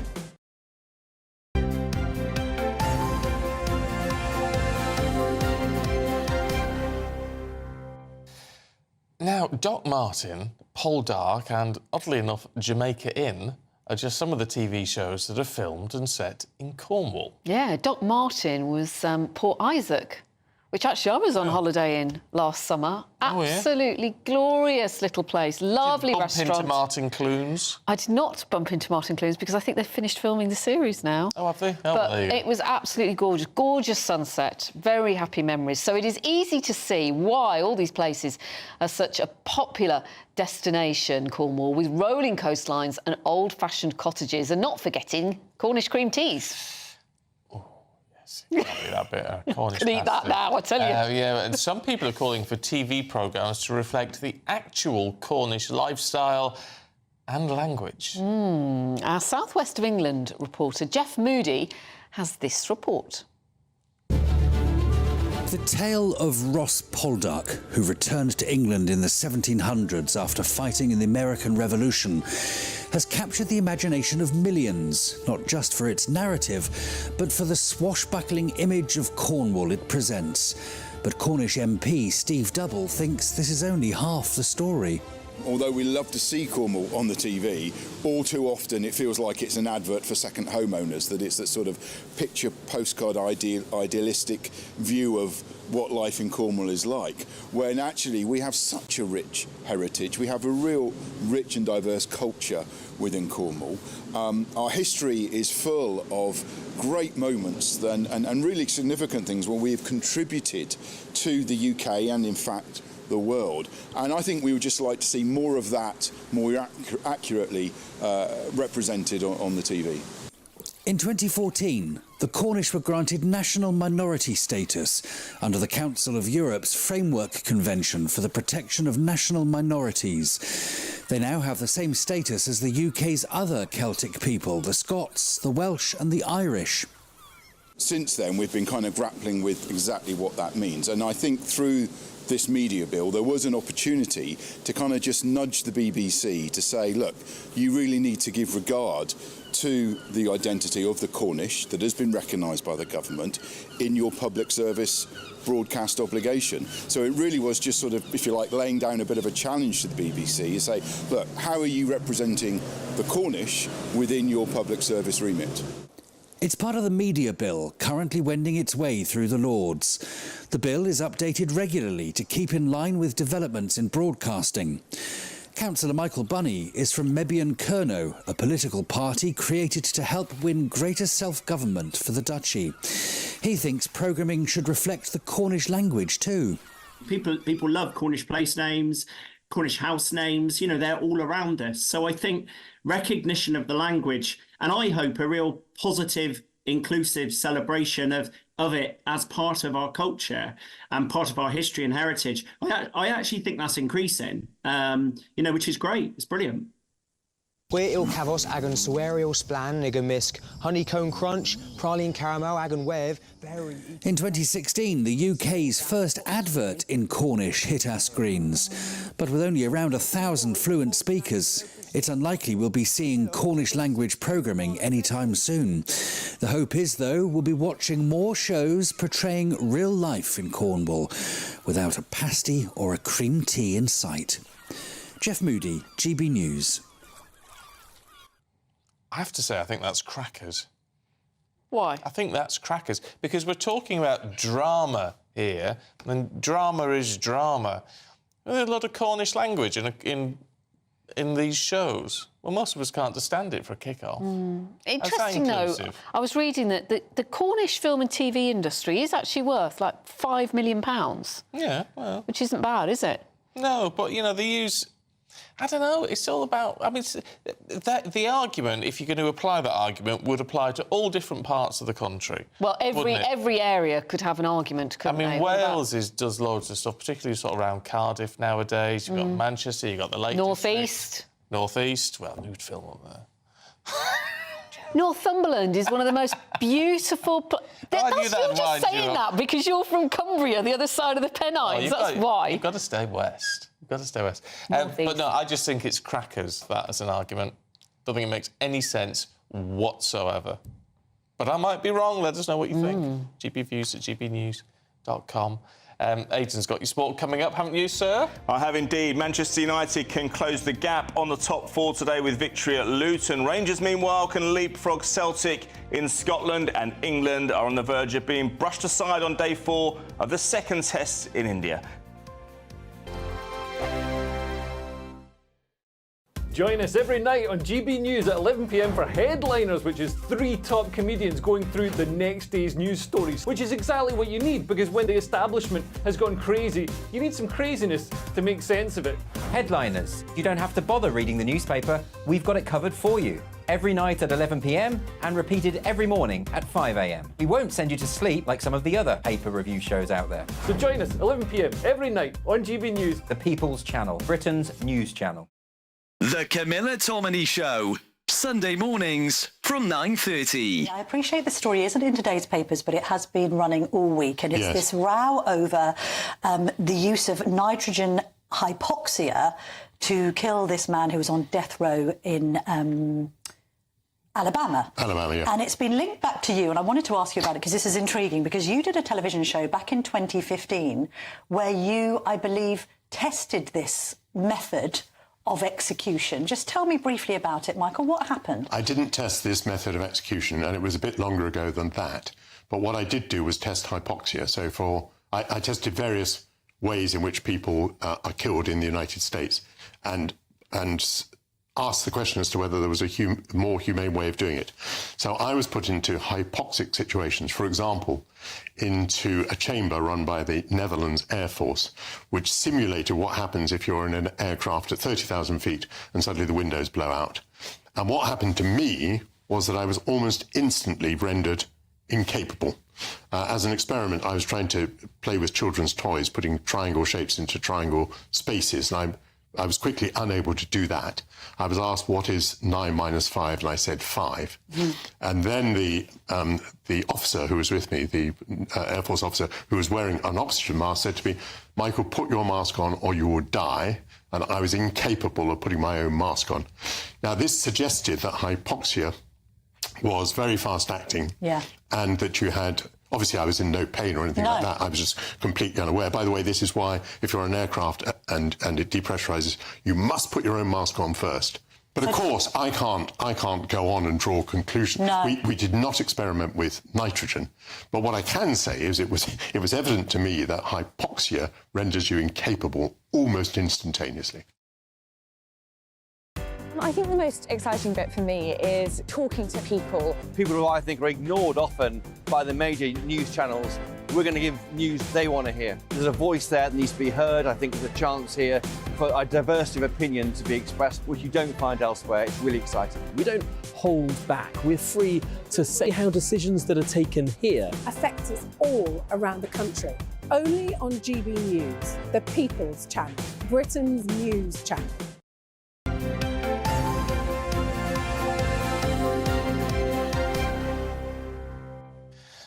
Well, it's 7:33. It's time to go through all the latest sports news and possibly a little bit of gossip too with Aidan McGee. Good morning. Morning to you both. You two just sat there all through that break.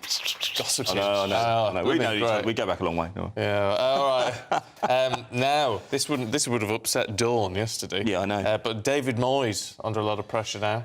Look, managers do have ups and downs, of course they do, but look, he's in a real difficult moment right now. Do with an up. Yeah, he could do with an up.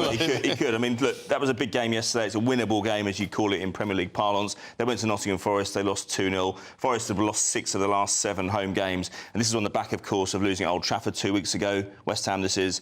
And that chastening 6-0 home defeat against Arsenal last week. We saw the first stirrings of Moyes out banners. David Moyes came out afterwards and said, look, you've got to remember where we are. We've had 3 years of European football. We won a European trophy last season. We've beaten Arsenal away. We've beaten Tottenham away. We've beaten Manchester United at home. Maybe it's time to look at the bigger picture. We're so reactionary now in football when it comes to dispensing with managers. So it's fair to say he's clinging to his job by the skin of it. Sorry, Pip. Go on. And I was just going to ask, is there 3 months before the end of the season, is that ever a good time to get rid of your manager? Well, I don't know what they're trying to achieve because they will always argue they want to see a better brand of football. They want to be aesthetically pleased. That's a fair point. They're paying a hell of a lot of money for their season tickets anywhere in the Premier League, and they're not easy on the eye always. But 3 months to go, they're 8th in the table. I mean, I don't remember that many times in the last 30 years when West Ham have been in the top half of the Premier League in terms of where they finished. I can probably think of about half a dozen times. So although it's not uncharted territory, it's not uncommon for them to be in the bottom half of the table. They've been relegated 3 or 4 times since I've been watching football. So they're in a good position. And I think sometimes you've got to see the wood for the trees. You really have. And I think Brentford at home next week, he dare not lose that game, having said that. That could be a decider then. It could be, yeah. Maya, talk about people under pressure. What about Brendan Rodgers? I know, this is another guy who's lost his mojo a little bit. I mean, he had a difficult last 18 months at Leicester. We talked about him on this table last year. He eventually got the sack. Leicester went down to the Championship. He went back to Celtic to kind of rebuild his reputation. They had a 7-point lead over Rangers earlier in the season, Stephen, and they've just tossed it away, quite frankly. Yesterday they conceded 9 points now. 7 points in. They had a 7-point lead, but yeah, they drew yesterday. They conceded a 92nd minute goal at home to Kilmarnock. That's a fixture that they would routinely win. They often swat away those kind of opponents. Now the problem is that Rangers, under Philippe Clement, who took over 3 or 4 months ago before Christmas, have really made up. They've really taken advantage, pressed home or capitalised on Celtic's weaknesses, and they play again today against St Johnstone at 12 o'clock. If they win that, they leapfrog Celtic. Generally speaking, once a side gets into the ascendancy in Scotland, because it's generally a 2-horse race, they don't usually concede ground. Having said that, they do have to play each other twice more in the Championship.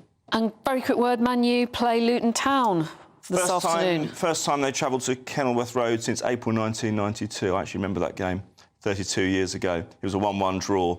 And today, Luton are in not bad form. They've shown some encouraging form in the last couple of months. At Man United, green shoots of recovery a little bit, Pip, I would say. They've had some announcements on the stadium this week. Jim Ratcliffe not messing around. He's looking to get some action moving behind the scenes. They have won the last 4 matches. Rasmus Højlund, the big summer signing, is scoring goals. 5 goals in 5 games, I think it is, and he could make his 6th. So things looking up a little bit, and they can close the ground on the top 4 today. All right, just in a second or two. Cricket. Well, I'm going to give you an up-to-date... Oh, gosh, it's going to get worse. It's moving. It is. 309... Sorry, we just had another run there. 395 for 4. This is absolutely disastrous. India lead by 521 runs. And Jaswal is just on the verge of hitting 200. It's terrible for England. But still plenty of time to go in the rest of the test. I bet they can't wait. Always the optimist. Aidan, thanks very much indeed. We've got the papers heading away in just a couple of minutes.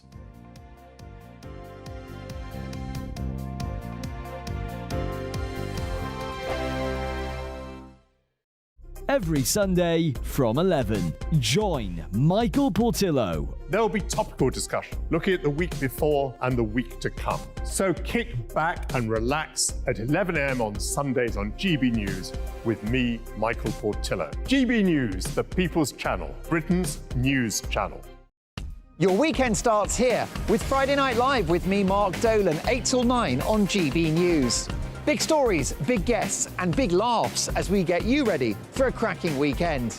That's Friday Night Live with Mark Dolan. Fridays 8 till 9 on GB News. Bring your own drinks. The admission's free.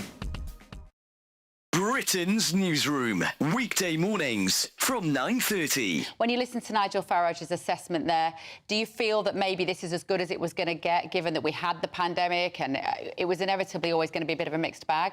Well, I think it's a bit of a poor excuse from Nigel there that they haven't done it properly. The facts are, Nigel, that it's not worked. It's not going to work. Yes, we will rejoin. I mean, are we better off for it? Are they... Can I jump in there, Charlie?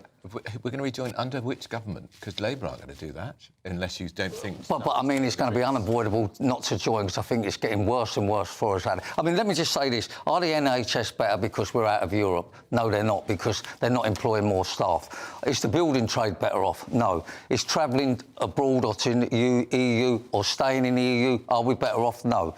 Are we better off because foods rise because of the EU? No. Are we better off with imports and export? No, because they're taking longer. The overall result is that we're not better off. The killer point here is 57% of the public will now vote to remain. 33% would leave. Surely that's the telling point. It depends on the pollster, Charlie, because we were talking to a very good pollster earlier who said there's no enthusiasm for any change in a year. Maybe 10 years, they might be thinking about it. Belinda de Lucia, let's bring you in. I'm sure you want to react to what Charlie said. I mean, who would have thought that the UK wanting to run its own affairs and making our politicians more accountable would be so revolutionary? EU Parliament voted a majority to get rid of the vetoes, the last remaining scraps of democracy that the EU had. Now, luckily for EU citizens at the moment, you know, it means a treaty change to actually go forward. But that is the mood. The ever closer union. We have dodged a federalised, globalist, international, power-gobbling, anti-democratic organisation, and that's worth more than a few trade and travel perks for a few wealthy people in this country. Hear, hear. Belinda de Lucia, Charlie Mullins, great to see you both. I'm Andrew Doyle. Join me at 7 o'clock every Sunday night for Free Speech Nation, the show where I tackle the week's biggest stories in politics and current affairs with the help of my 2 comedian panellists and a variety of special guests. Free Speech Nation, Sunday nights from 7 on GB News, the People's Channel, Britain's news channel.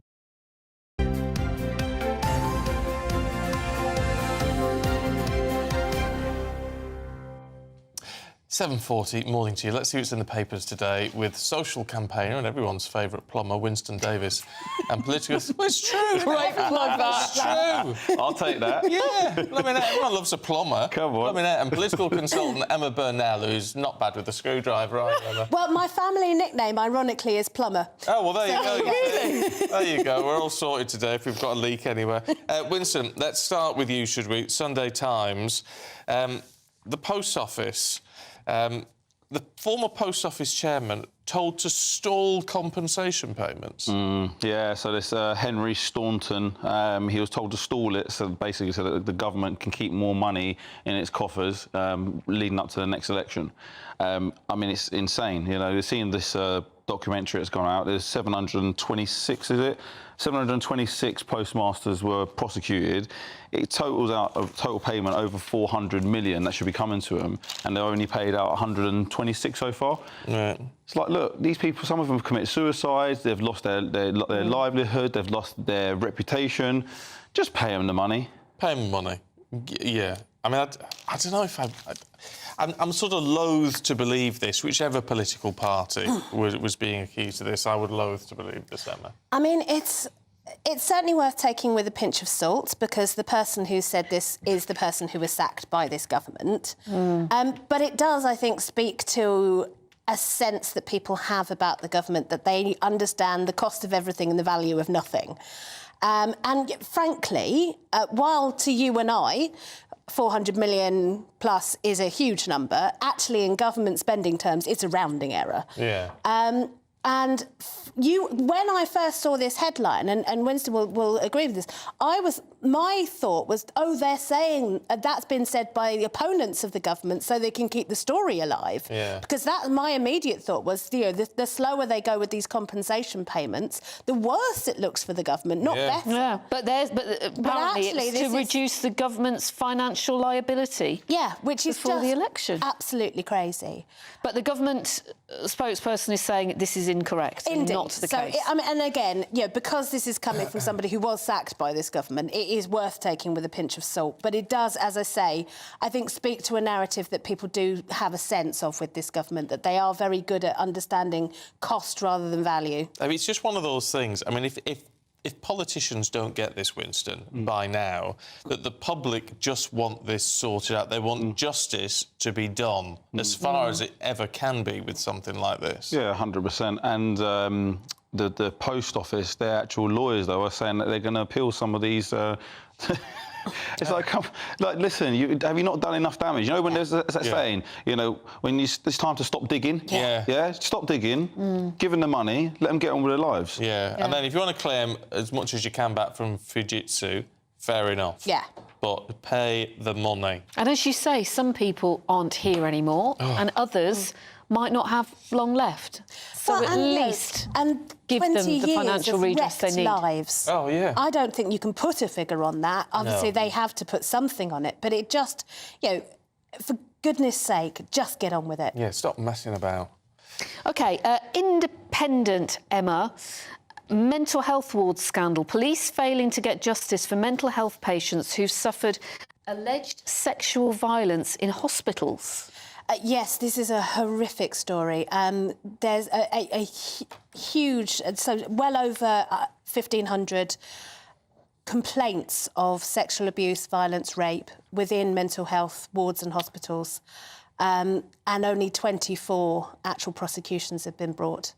And goodness me, any of those resulting in conviction? Do we know? I think there are some ongoing, right. But it's just obviously such a small percentage of those complaints.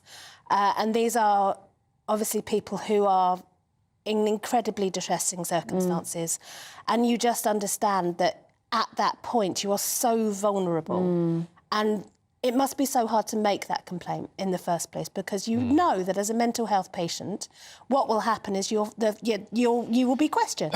Yes, well, and rightly so. Absolutely, but it also makes it so much harder for everyone involved, and it just feels like once again there is a scandal. We had this about a month or so ago with alleged sexual abuse on NHS wards. We know that the conviction rates for rape and other sexual crime are so low that it's almost been decriminalised. This is a scandal of how these crimes are being treated and what's happening with them. OK, let's move on to the Sunday Mirror, Winston.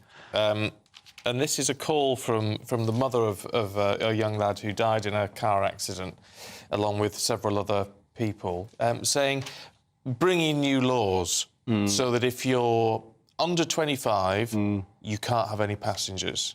Yeah, I think for a year. So they call it a year. Yeah, so they call it a graduated driver's licence. Do you know what? I'm massively in favour of it. All right. 17 years old, first car I had, 3 months in it. I'm booming down towards a roundabout, mini roundabout, 75, 80 miles an hour, fishtailed around, 2 passengers in, slid out, went through, flipped onto the other side of the road, went through a couple of trees, and the one guy that was sleeping in the back as late night, 1 o'clock in the morning, smashed through a post through the door. Luckily, he got through because he didn't have his belt on. And then we just stopped. And my point is that I was there thinking, is anyone dead? I didn't want to look. And that's because you're such an inexperienced driver. Well, they always say you learn to drive after you pass your test. This is it. Yeah. So I'm definitely in favour of it. This lady needs 100,000 signatures in Parliament for it to be discussed. But also it's the element of, well, the distraction, chatting to your mates, and also a bit of showing off. Showing off. Especially with lads. Absolutely. 1,000,000%. I mean, that same roundabout, I tried 2 or 3 times during the daytime to go faster and faster, seeing how fast I can go. And in the middle of the night, it was obviously too, it's crazy. I mean, I remember, Emma, when I was a teenager and friends had already passed their test before me, and my parents, I used to have such rows with my mum and dad because they'd say to me, you are not getting in a car with them. Yeah. They've just passed their test. Yeah. We will pick you up from that party.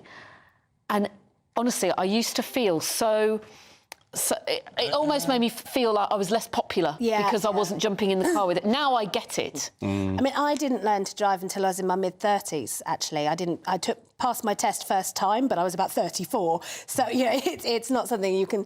But I do think I'm a better driver because I learnt at that age and I was just that little bit more mature. So I don't think we should stop kids passing their test, but I think this seems like a sensible compromise. And Winston's absolutely right. I mean, I remember the first time, so having passed my test, I then did a big drive, practically the next day, up to Wales and back from London. Gosh. For a wedding. So not only did I do it in one direction, I did it in the other direction hungover. But it in many ways, that was a sort of baptism of fire. Oh, yeah. Because by the time I came back, having done all of that driving, I think, that experience gave me much more confidence. But I do feel like I don't think I would have been nearly as good a driver. You don't have the awareness, do you? With the same licence as I would have had at 17 as a... That awareness only comes through driving and driving and driving. Absolutely. 100%. Also, our actual brains don't develop fully until we're in our mid-20s. The prefrontal cortex, which is all about decision-making, risk-taking, things like that, it hasn't developed for another 7-8 years when you're able to drive. Yeah. So by delaying it, just so that they can get that experience, even if they are going to maybe do things they shouldn't do, at least they've got the more skills to be able a little bit. Yeah. Oh, well, let us know what you think about that one. If you pass your test and you're under the age of 25, you're not allowed to carry passengers for a year. And, what do you think? gbviews@gbnews.com. Good on Crystal Owen. Her son, Harvey, only died 3 months ago. And she's already trying to bring something positive from this tragedy. I think that's an extraordinary thing. Yeah. Now, working from home, oh, here we go again. This is in The Observer this morning, Emma. So on one hand, we're being told if you work from home, you can eat healthily, be less stressed, have lower blood pressure, blah, blah, blah, blah, blah. But they're also saying we eat snacks, drink more and smoke more at home. So, yes, it's kind of... They've done this very, very interesting study of multiple studies. So this is where they've brought all the evidence that's been collected together. It's really interesting. It's quite nuanced. It's saying that generally people who say people who are working from home are lazy are wrong. They're actually more productive, less likely to take sick leave. But there are also circumstances. So people in nicer houses, bigger houses, are much happier working from home than those in smaller places, particularly small places with young children, where it's much, much harder to be productive under those circumstances. So it's one of those things where there are definitely benefits and disbenefits, and I think we can all grow up and have a much more nuanced conversation about whether, you know, the idea at the moment, it's amazing, it's terrible, it's somewhere in the middle. It's about your home environment. I mean, we couldn't do it here. Although I have spoken to you down the line, I don't think you can interview me. I can believe the feeling less stressed business, because if you do travel by train, the number of delays that we get. But I think also the office environment can have very different effects on different people. If you're a very sociable person, the office environment can be great because you can chit-chat with your mates, but you don't get that much done. If, on the other hand, you really need to work in quiet circumstances, actually the office environment, because of all the chit-chat, can be really, really unproductive. Yeah, but if you are one of these people who is more quiet, actually, you need to be put into a busier environment. Otherwise, you just become more and more insulated, which is what we're seeing with kids nowadays. Well, I agree. I mean, I think we do need a balance. This is, like all things, a balance needs to be found. Yeah. Do you have a view on this? Do you know what? I'm all for people coming into offices working or to a place of work. Obviously, we can't fix heating systems remotely just yet. Oh, I wish you could. That'd be... But you know, people coming, something can be said for people coming into an office, actually seeing people, having that physical interaction. And actually, in terms of output, you know, people can get away with so much, let so much slide when they're working from home. But this is saying the exact opposite. These studies are saying that they are more productive. They're not, you know, there's this sense that people are getting away with it, but actually they're working longer hours, taking less sick leave and being more productive. But again... But having a cheeky fag and a glass of wine. But also having a cheeky fag and that 5 o'clock glass of wine that you wouldn't have until 7 if they're not doing the travelling, that could be saving them 3 hours a day. Yeah. So it swings and roundabouts. I just think it's a bit of a two-tier system. You know, it's like, well, if you... That is the problem. Yeah, if you've got a white-collar job, fine. If you've got a blue-collar job, well, you can't do it anyway. So it's like, well, the have-nots have to go in and do... I think a bit of a hybrid. Look, like, so a couple of days a week, come into the office, 2-3 days into the office, 2-3 days at home, is a bit of a balance there. Yeah, a lot of the organisations I work with do exactly that, in order to have that perfect balance of knowing each other, having interesting and difficult, sometimes, conversations, but also that productivity you can get from working at home. Yeah.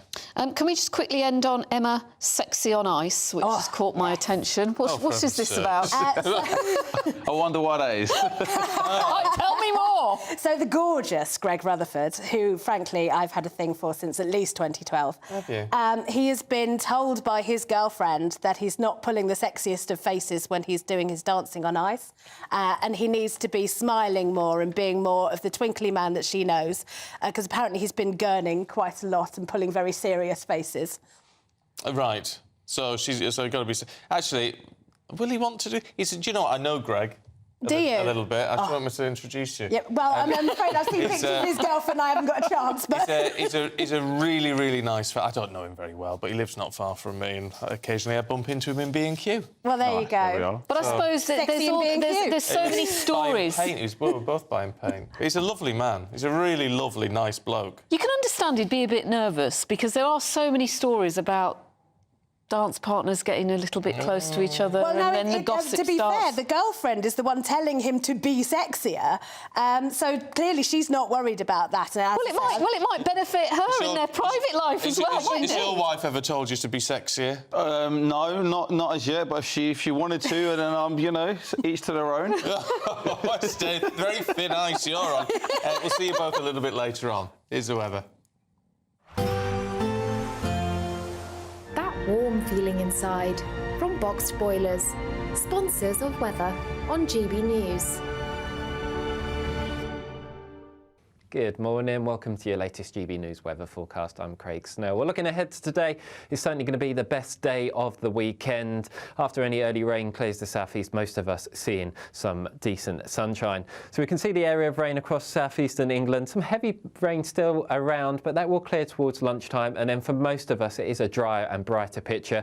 Still the risk of some showers, especially across more western parts of the country, but in between there will be some decent sunshine, especially into the afternoon across many eastern parts. And for all, it will be another mild day, temperatures in the south reaching 15 or 16 degrees.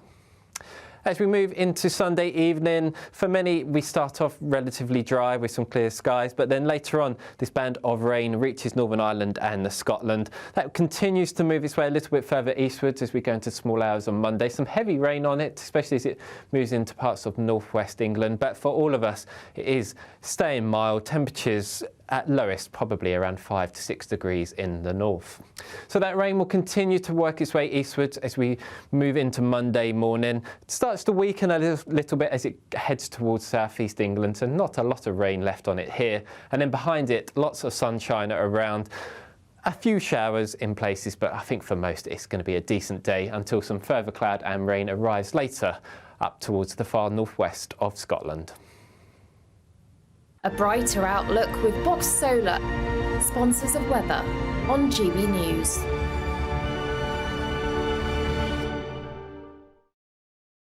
Join me, Camilla Tominey, from 9:30 on Sunday morning when I'll be discussing the by-election results with Labour's Nick Thomas-Symonds. Has Keir Starmer done enough to see off the threat from reform? I'll also be speaking to Immigration Minister Michael Tomlinson. Will Rishi Sunak ever stop the boats? And I'll be joined by Tobias Ellwood after pro-Palestinian marchers surrounded his family home in Bournemouth. All that and more with me, Camilla Tominey, at 9:30 on Sunday morning. I'm Christopher Hope. And I'm Gloria Di Piero, bringing you PMQ's live here on GB News. Every Wednesday, we'll bring you live coverage of Prime Minister's questions when Rishi Sunak and Sir Keir Starmer go head-to-head in the House of Commons. We'll be asking our viewers and listeners to submit the questions that they would like to put to the Prime Minister, and we'll put that to our panel of top politicians in our Westminster studio. That's PMQ's live here on GB News, Britain's election channel. The Camilla Tominey Show, Sunday mornings from 9:30. Questions to be answered, and there seem to be a significant amount, does once again point its way to a public inquiry into exactly what happened in this case. Starmer's called for that. Would you call for that too? I certainly think that first of all, there's one thing that's happening now. The NHS have to order an independent inquiry. That's been done. So they've got to look at all the whys and wherefores of what happened with this man. If it appears that we're not getting sufficient depth and breadth to this, then I think having an inquiry with all the powers that brings would be extremely advantageous. What I don't want is some long-winded inquiry that will take years, by which time other people will have been put at risk and maybe other lives have lost. We know what the problems are here, Camilla. Law's been passed on this. This is all about making sure on the ground we implement the highest degree of monitoring in order to ensure the safety of the public. Has care in the community failed? I mean, it seems oxymoronic to say that it's care in the community in this case. We know that the number of psychiatric care beds has been slashed from 52,000 back in 2001 to 24,000 now. I've anecdotally, because I wrote my column about this in The Telegraph yesterday, received quite a lot of correspondence from people saying the situation with care in the community is dire. People aren't being adequately monitored. Was it a mistake to close down all of those mental institutions? I don't think we should go back to those days when we had those appalling institutions where we just lock people away and forget about them, and not just mental health people, but autistic people and disabled people. Horrific way to treat individuals, and you know I campaign on that a lot. I know. However, I think if we move into a more community-based approach, which can be really good for many, many people who are on the spectrum and on that scale of mental health, we have to remember there will be a small but significant number who will continue to pose a danger. And that's why monitoring is so important. I'm Michelle Dewberry, and I'm not here to tell you what to think. I'd much rather hear what you have to say. So send in your opinions to gbviews@gbnews.com. Keep them clean, and you never know, I might read them out. With my panel here on Jubes & Co, we debate, we get stuck into the issues of the day on a show where all views are welcome, especially yours. GB News, the People's Channel, Britain's news channel.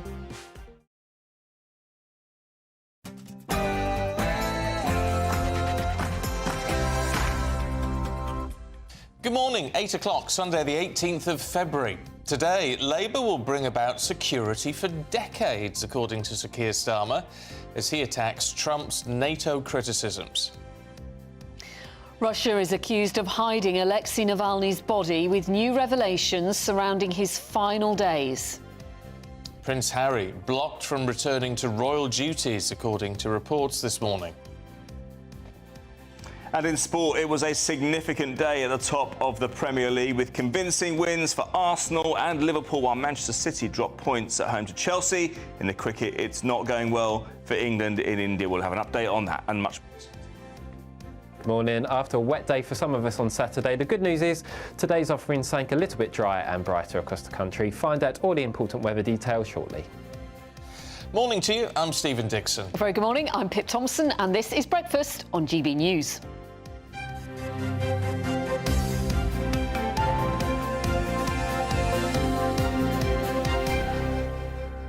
Well, I'm in trouble.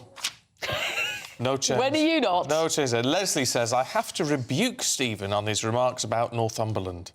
It's an area that I've only really discovered when my son moved to the northeast. It's beautiful, blah, blah, blah. I was only joking. I was only joking. I do know it a little. Not brilliantly well, because I'm from the other side of the country. The beautiful thing about the northeast is that it is so compact, so you can be in the brilliant city of Newcastle, and then you can be out on the beach really easily, and then you can be out into Northumberland. It's a beautiful part of the world. There was a time I was up in Newcastle quite a lot. I used to go up like quite a couple of weekends a year. He was in the big market. On the Raz, I'm sure. On the Raz, I was on the Raz with your mate Jonathan. But Newcastle is a fantastic city. Absolutely love it. Yeah. But Terry says you've just upset Cornwall as well. No Cornish pasties for you.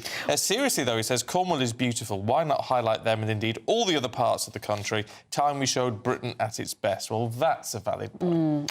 There is now a little bit of cream tea competition that we're sparking. Oh. Because Tim says, morning, Tim, I'm fed up with Cornwall. They don't have cream teas, they have jam tea, as they put the jam first. Only in Devon do you get a proper cream tea. So cream first.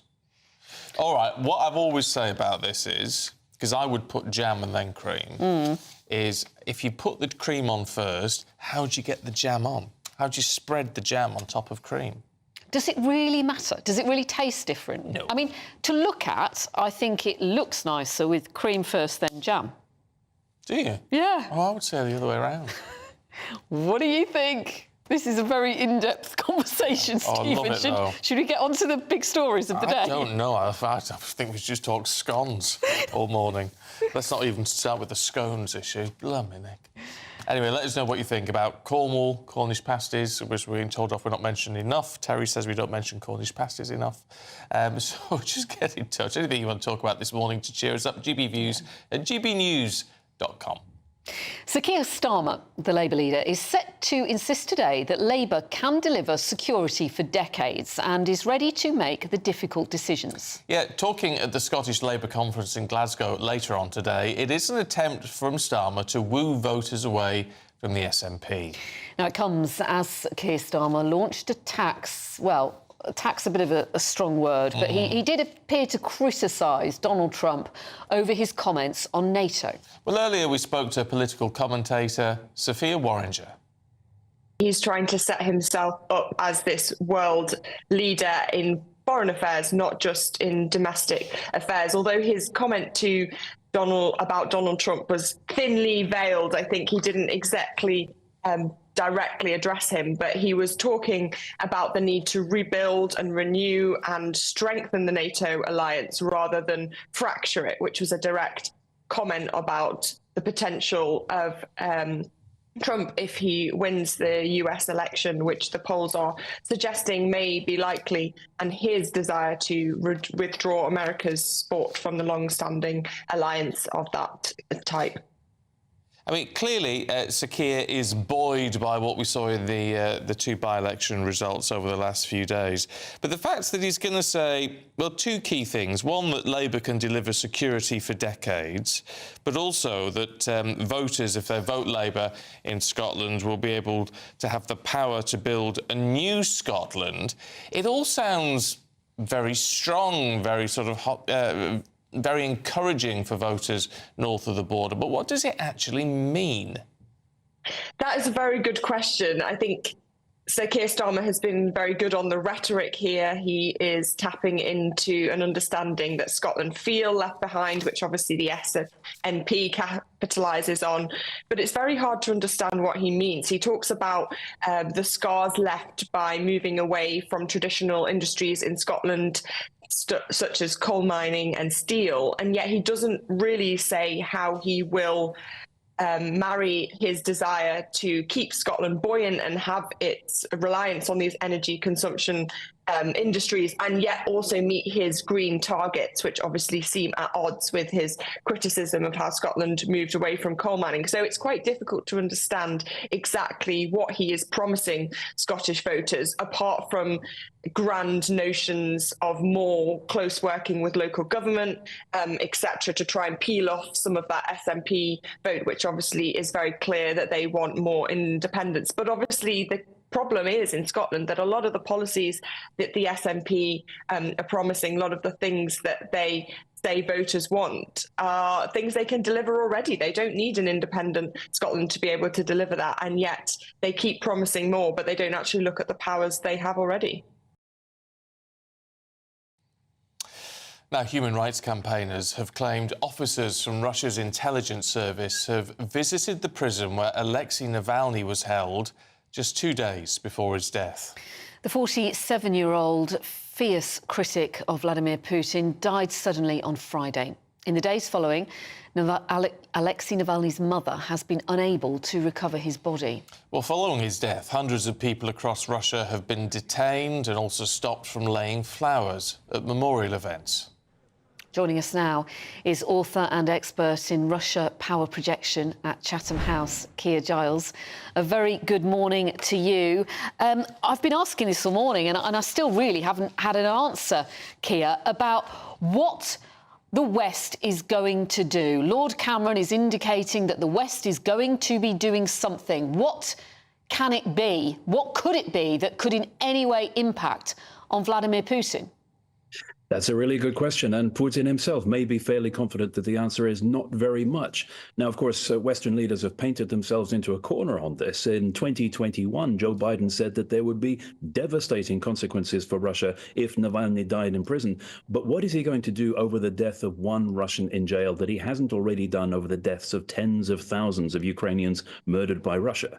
And, of course, David Cameron now is giving an indication that there may be small steps taken. He's talking about identifying the people responsible. It could be something that is as token as when, for example, the West responds to cyber attacks by Russia, indicting the people, the military intelligence officers who were responsible without any hope of them ever really being brought to justice. So we have to hope that this is not going to be a symbolic response. One good thing that may come out of this is abandoning those hopes that there is going to be a real political change for the better within Russia, because it's clear that Russia has eliminated any of that potential for change.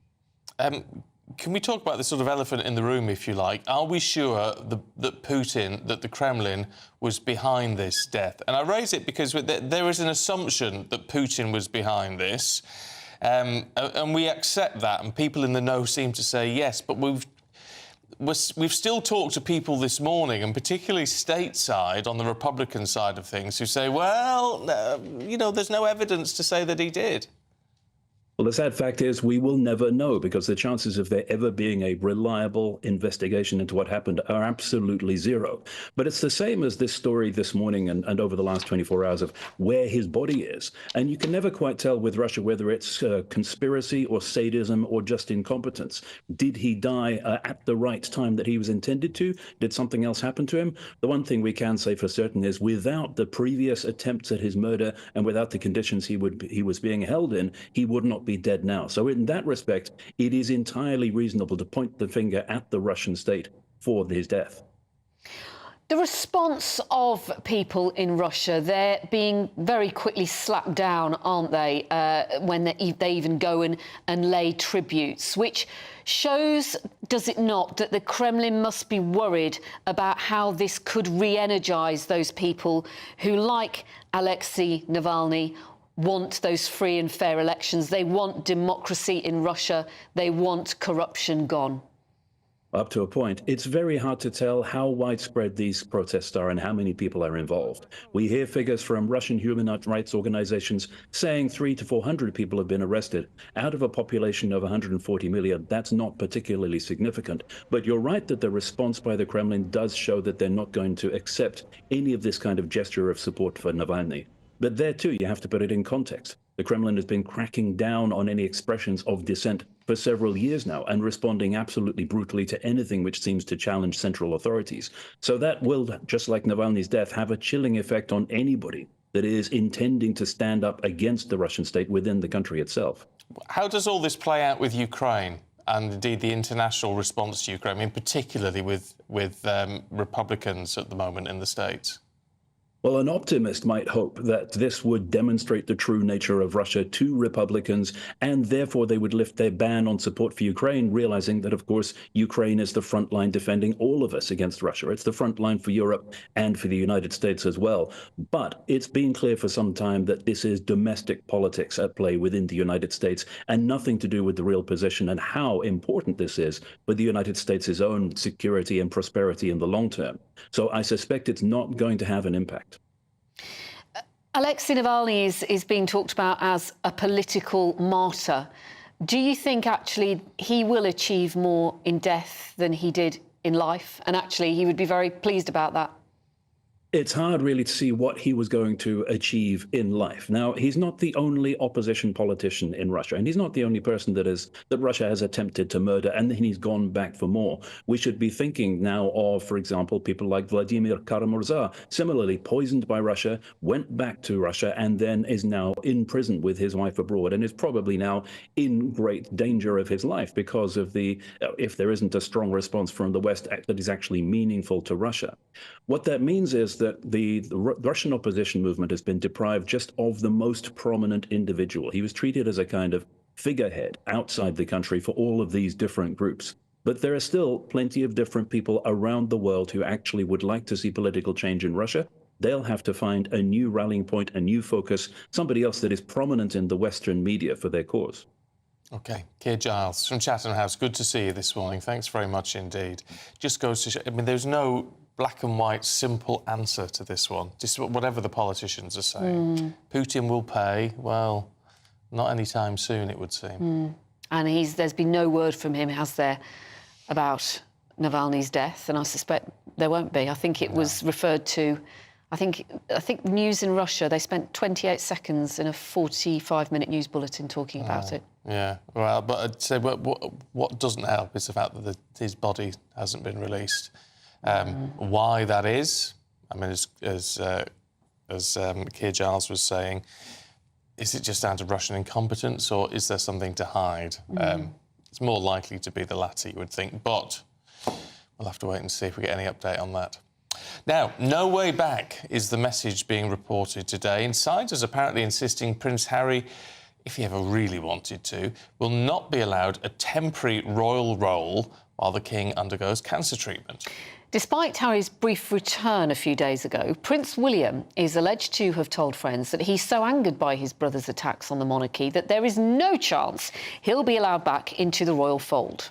Well, let's talk to former royal correspondent for The Sun, Charles Ray. Always good to see you, Charles. I mean, do you think Harry ever really wanted to come back? This is all sources about sources, isn't it? We haven't got any firm evidence for any of this.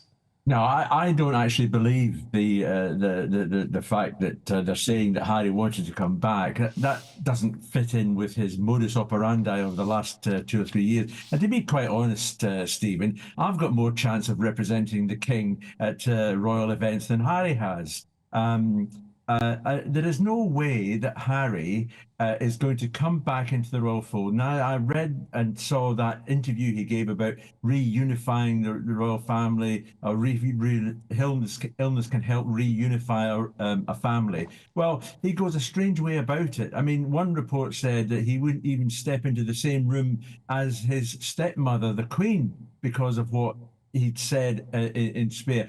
So, look, we all love a nice ending to a story, particularly where there's been, you know, a lot of hassle and everything else. But I'm afraid we're not going to have any fairy tale happy ending in this one. And we should remember, should we not, Charles, that the late Queen, she held that summit at Sandringham, didn't she? And those red lines were drawn up, and she was very clear that he could not have a half-in, half-out role. And so King Charles, he would not be tempted to verge away from that, would he? No, I don't think he would. I mean, that was quite laid down. You know, you're either in the royal family or you're out of the royal family. You can't just step in when you think it's going to be a good idea. And how is he going to do it? You know, he lives in California. Is he going to have transatlantic flights like you or I would catch a bus? It's patently ridiculous. And as I said, I don't know where this crazy story came from, but I cannot believe it to be true. No, but I'll tell you what, I mean, this apparent response from William, and again, quite how true all of that is or not, it's hard to say, but what seems very clear is that William is still furious. Oh, sure. I mean, there is no question at all that William is very, very angry at his brother, and we have to remember how close they were at one time. So this is quite fractious for the pair of them, particularly William. You know, things that Harry said in the book and in the various documentaries about William and particularly Catherine, you know, don't sit very well. And of course, we've still got this. He and Meghan both accused the family of racism and part of the country as being a racist country. Now, this is not something that William would go along with in any shape or form. And to have his brother, you know, doing part-time work, he just wouldn't stand it. And we know that William has had a number of conversations with the King since the cancer diagnosis. I mean, I think last week it was half-term and William was at Amner Hall, which is near the Sandringham estate. So there's been a couple of meetings between the two, and I'm sure, you know, Harry has been discussed, but I don't think it's been discussed in a very popular way. And you do wonder how Harry would be received by the public if he resumed some sort of royal public duty. That is a very, very good point, Pip. You know, we would have the prospect of, remember that Harry and Meghan were extremely popular at one time when they were here. And a lot of people tend to forget that they had wonderful treatment and everything else. But I'm afraid Harry and Meghan, you know, coming back, if Harry just comes back, I'm afraid that we would see the boos. And I think when he was in Whistler just a few days ago, we actually, in between the applause that he was getting, there were a few boos as well. So all is not well in the Montecito camp. No. Heck, I just wish it had all quietened down, to be honest. Charles, Charles, please watch. Well, yeah. Good. While we've got you, because we've had all these emails, right, Charles, about Cornwall. Now, obviously, you're a man from north of the border, but if you were having a cream tea, would you put the jam on first or the cream on first, Charles? Well, I can easily solve that question for you. I dislike jam intensely. I never have jam on anything. I just have the cream. That's all I have on a nice scone. Cream. Well, maybe that's the way forward. That'll solve all the arguments. Charles, good to see you. Thanks very much indeed. Are we going to ask every guest this now? No, just between now and the end of the show. Just the nice ones. Just the nice ones. Well, see, the ones you know can take the question.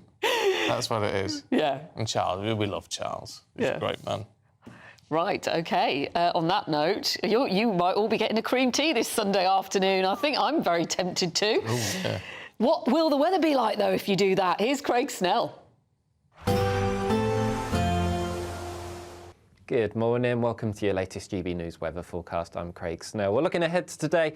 It's certainly going to be the best day of the weekend. After any early rain clears the southeast, most of us seeing some decent sunshine. So we can see the area of rain across southeastern England. Some heavy rain still around, but that will clear towards lunchtime. And then for most of us, it is a drier and brighter picture. Still the risk of some showers, especially across more western parts of the country, but in between there will be some decent sunshine, especially into the afternoon across many eastern parts. And for all, it will be another mild day, temperatures in the south reaching 15 or 16 degrees. As we move into Sunday evening, for many we start off relatively dry with some clear skies, but then later on this band of rain reaches Northern Ireland and Scotland. That continues to move its way a little bit further eastwards as we go into small hours on Monday. Some heavy rain on it, especially as it moves into parts of northwest England, but for all of us it is staying mild. Temperatures at lowest probably around 5 to 6 degrees in the north. So that rain will continue to work its way eastwards as we move into Monday morning. It starts to weaken a little bit as it heads towards southeast England, so not a lot of rain left on it here. And then behind it, lots of sunshine around. A few showers in places, but I think for most it's going to be a decent day until some further cloud and rain arrives later up towards the far northwest of Scotland. We're now talking about, we've now got on to cream teas with, what was it, Stephen? Jam and peanut butter. Oh, well, no, I wouldn't put that on a scone. What would you put it on? No, but in a sandwich, a jam and a PJ and peanut butter sandwich is lovely. That's really nice. Mind you, I'm somebody who likes Marmite. Oh, I like We know Marmite. what a lot of people think about that. Oh, no, Marmite in porridge. Have you tried that? Sort of No, works. but Sort of Marmite works. on poached eggs. Oh, yeah, Yummy. yeah. No, I can see that. OK, time for the Great British Giveaway, and you could bank £18,000 in tax-free cash. Make sure you don't miss out. Here's how you can make that cash yours. Time is ticking on your chance to win £18,000 in tax-free cash. That's like having an extra £1,500 each month for the next year. Listen to the moment we told Phil from West Yorkshire he'd won our last Great British Giveaway. Hello? Phil, I've got some really good news for you. You're the winner of the Great British Giveaway. You're joking. That's brilliant news.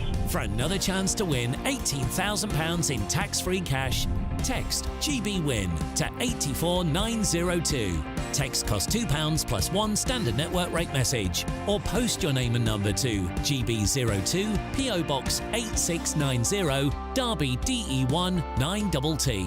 UK only. Entrance must be 18 or over. Lines close at 5 p.m. on Friday the 23rd of February. Full terms and privacy notice at gbnews.com/win. Good luck. Now, still to come, should children be banned from having smartphones? We'll discuss that next. I think the most exciting bit for me is talking to people. People who I think are ignored often by the major news channels.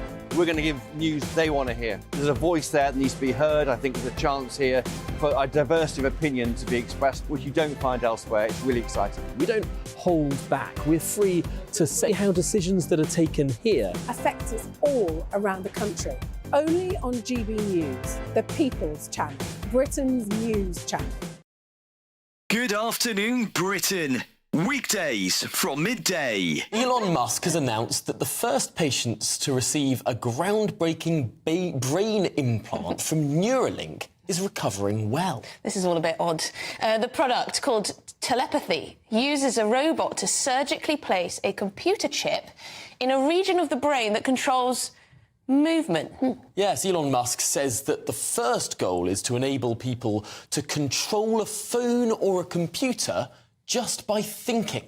He says that initial tests show promising signs of brain activity, meaning that patients with paralysis could one day overcome their conditions. Not sure about this one. Joining us to discuss this breakthrough is applied futurist Tom Cheesewright. Tom, this sounds, well, slightly terrifying.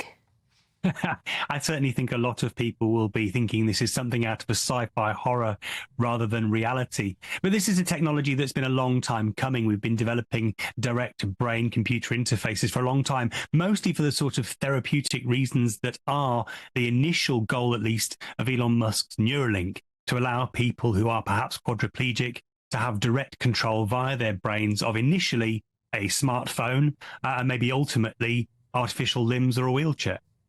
It does seem fascinating how quickly this technology is moving on. I saw demonstrations perhaps a year or two ago of people playing a very simple Pong game just by thinking, moving sort of one line on a screen up and down. This seems like potentially there has been a breakthrough that means far more complex things can be controlled just by thinking. Well, there's lots of different aspects to this technology. The initial attempts to interface with the brain used actually quite thick prongs almost that went into the brain, and they were quite solid, and so if the brain moved, they could potentially cause damage. I'm Christopher Hope. And I'm Gloria DiPiero, bringing you PMQs Live here on GB News. Every Wednesday, we'll bring you live coverage of Prime Minister's questions when Rishi Sunak and Sir Keir Starmer go head-to-head in the House of Commons. We'll be asking our viewers and listeners to submit the questions that they would like to put to the Prime Minister, and we'll put that to our panel of top politicians in our Westminster studio. That's PMQs Live here on GB News, Britain's election channel.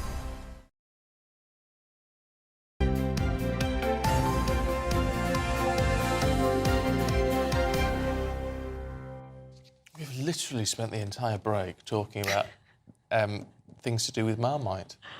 Very deep conversation. Well, isn't it lovely? It's nice to find someone who likes it. Well, I like it, but yeah, I didn't know that there's extra old Marmite. Oh, extra old. It's like We're having a bit of that later. Oh, I tell you, the things you can do. Things you can do. It's weird though, isn't it? How you either love it or hate it. I don't know what it is. Me and my dad love Marmite. My mum and my brother don't like it.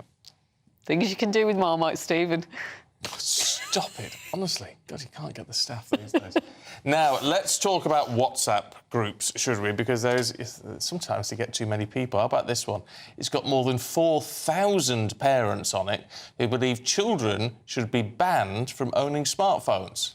Now, this group is called Smartphone Free Childhood and was created by former school friends Claire Fernie-Howe and Daisy Greenwell, and they're concerned, as I'm sure many of you are as well, about the impact smartphones have on school-aged children. So, should children have access to smartphones? Let's talk to the chairman of SafeToNet, Richard Percy, who joins us now. Good to see you, Richard. Look, I think a lot of people on the outset would go, well, of course, yeah, ban it. It's all well and good. But how do you sort of close Pandora's box, if you like?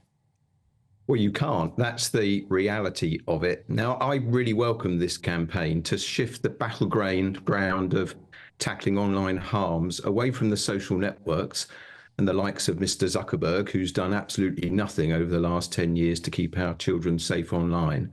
I welcome shifting the battleground to the phone itself, but I fear that it's not a realistic proposition to ban them. So essentially what we need to do is to make the device safe rather than stop children from using it. And we can do that. We can do that already today. As a parent, could you not give your child one of these brick phones? So that's what they use in an emergency. Well, of course, you absolutely can. And the trouble is that a child's online life is their real life. They socialise, they interact. They learn, they explore, they play. I mean, if you think about it, if a smartphone was classed as a toy, then it would be covered by all kinds of different safety regulations.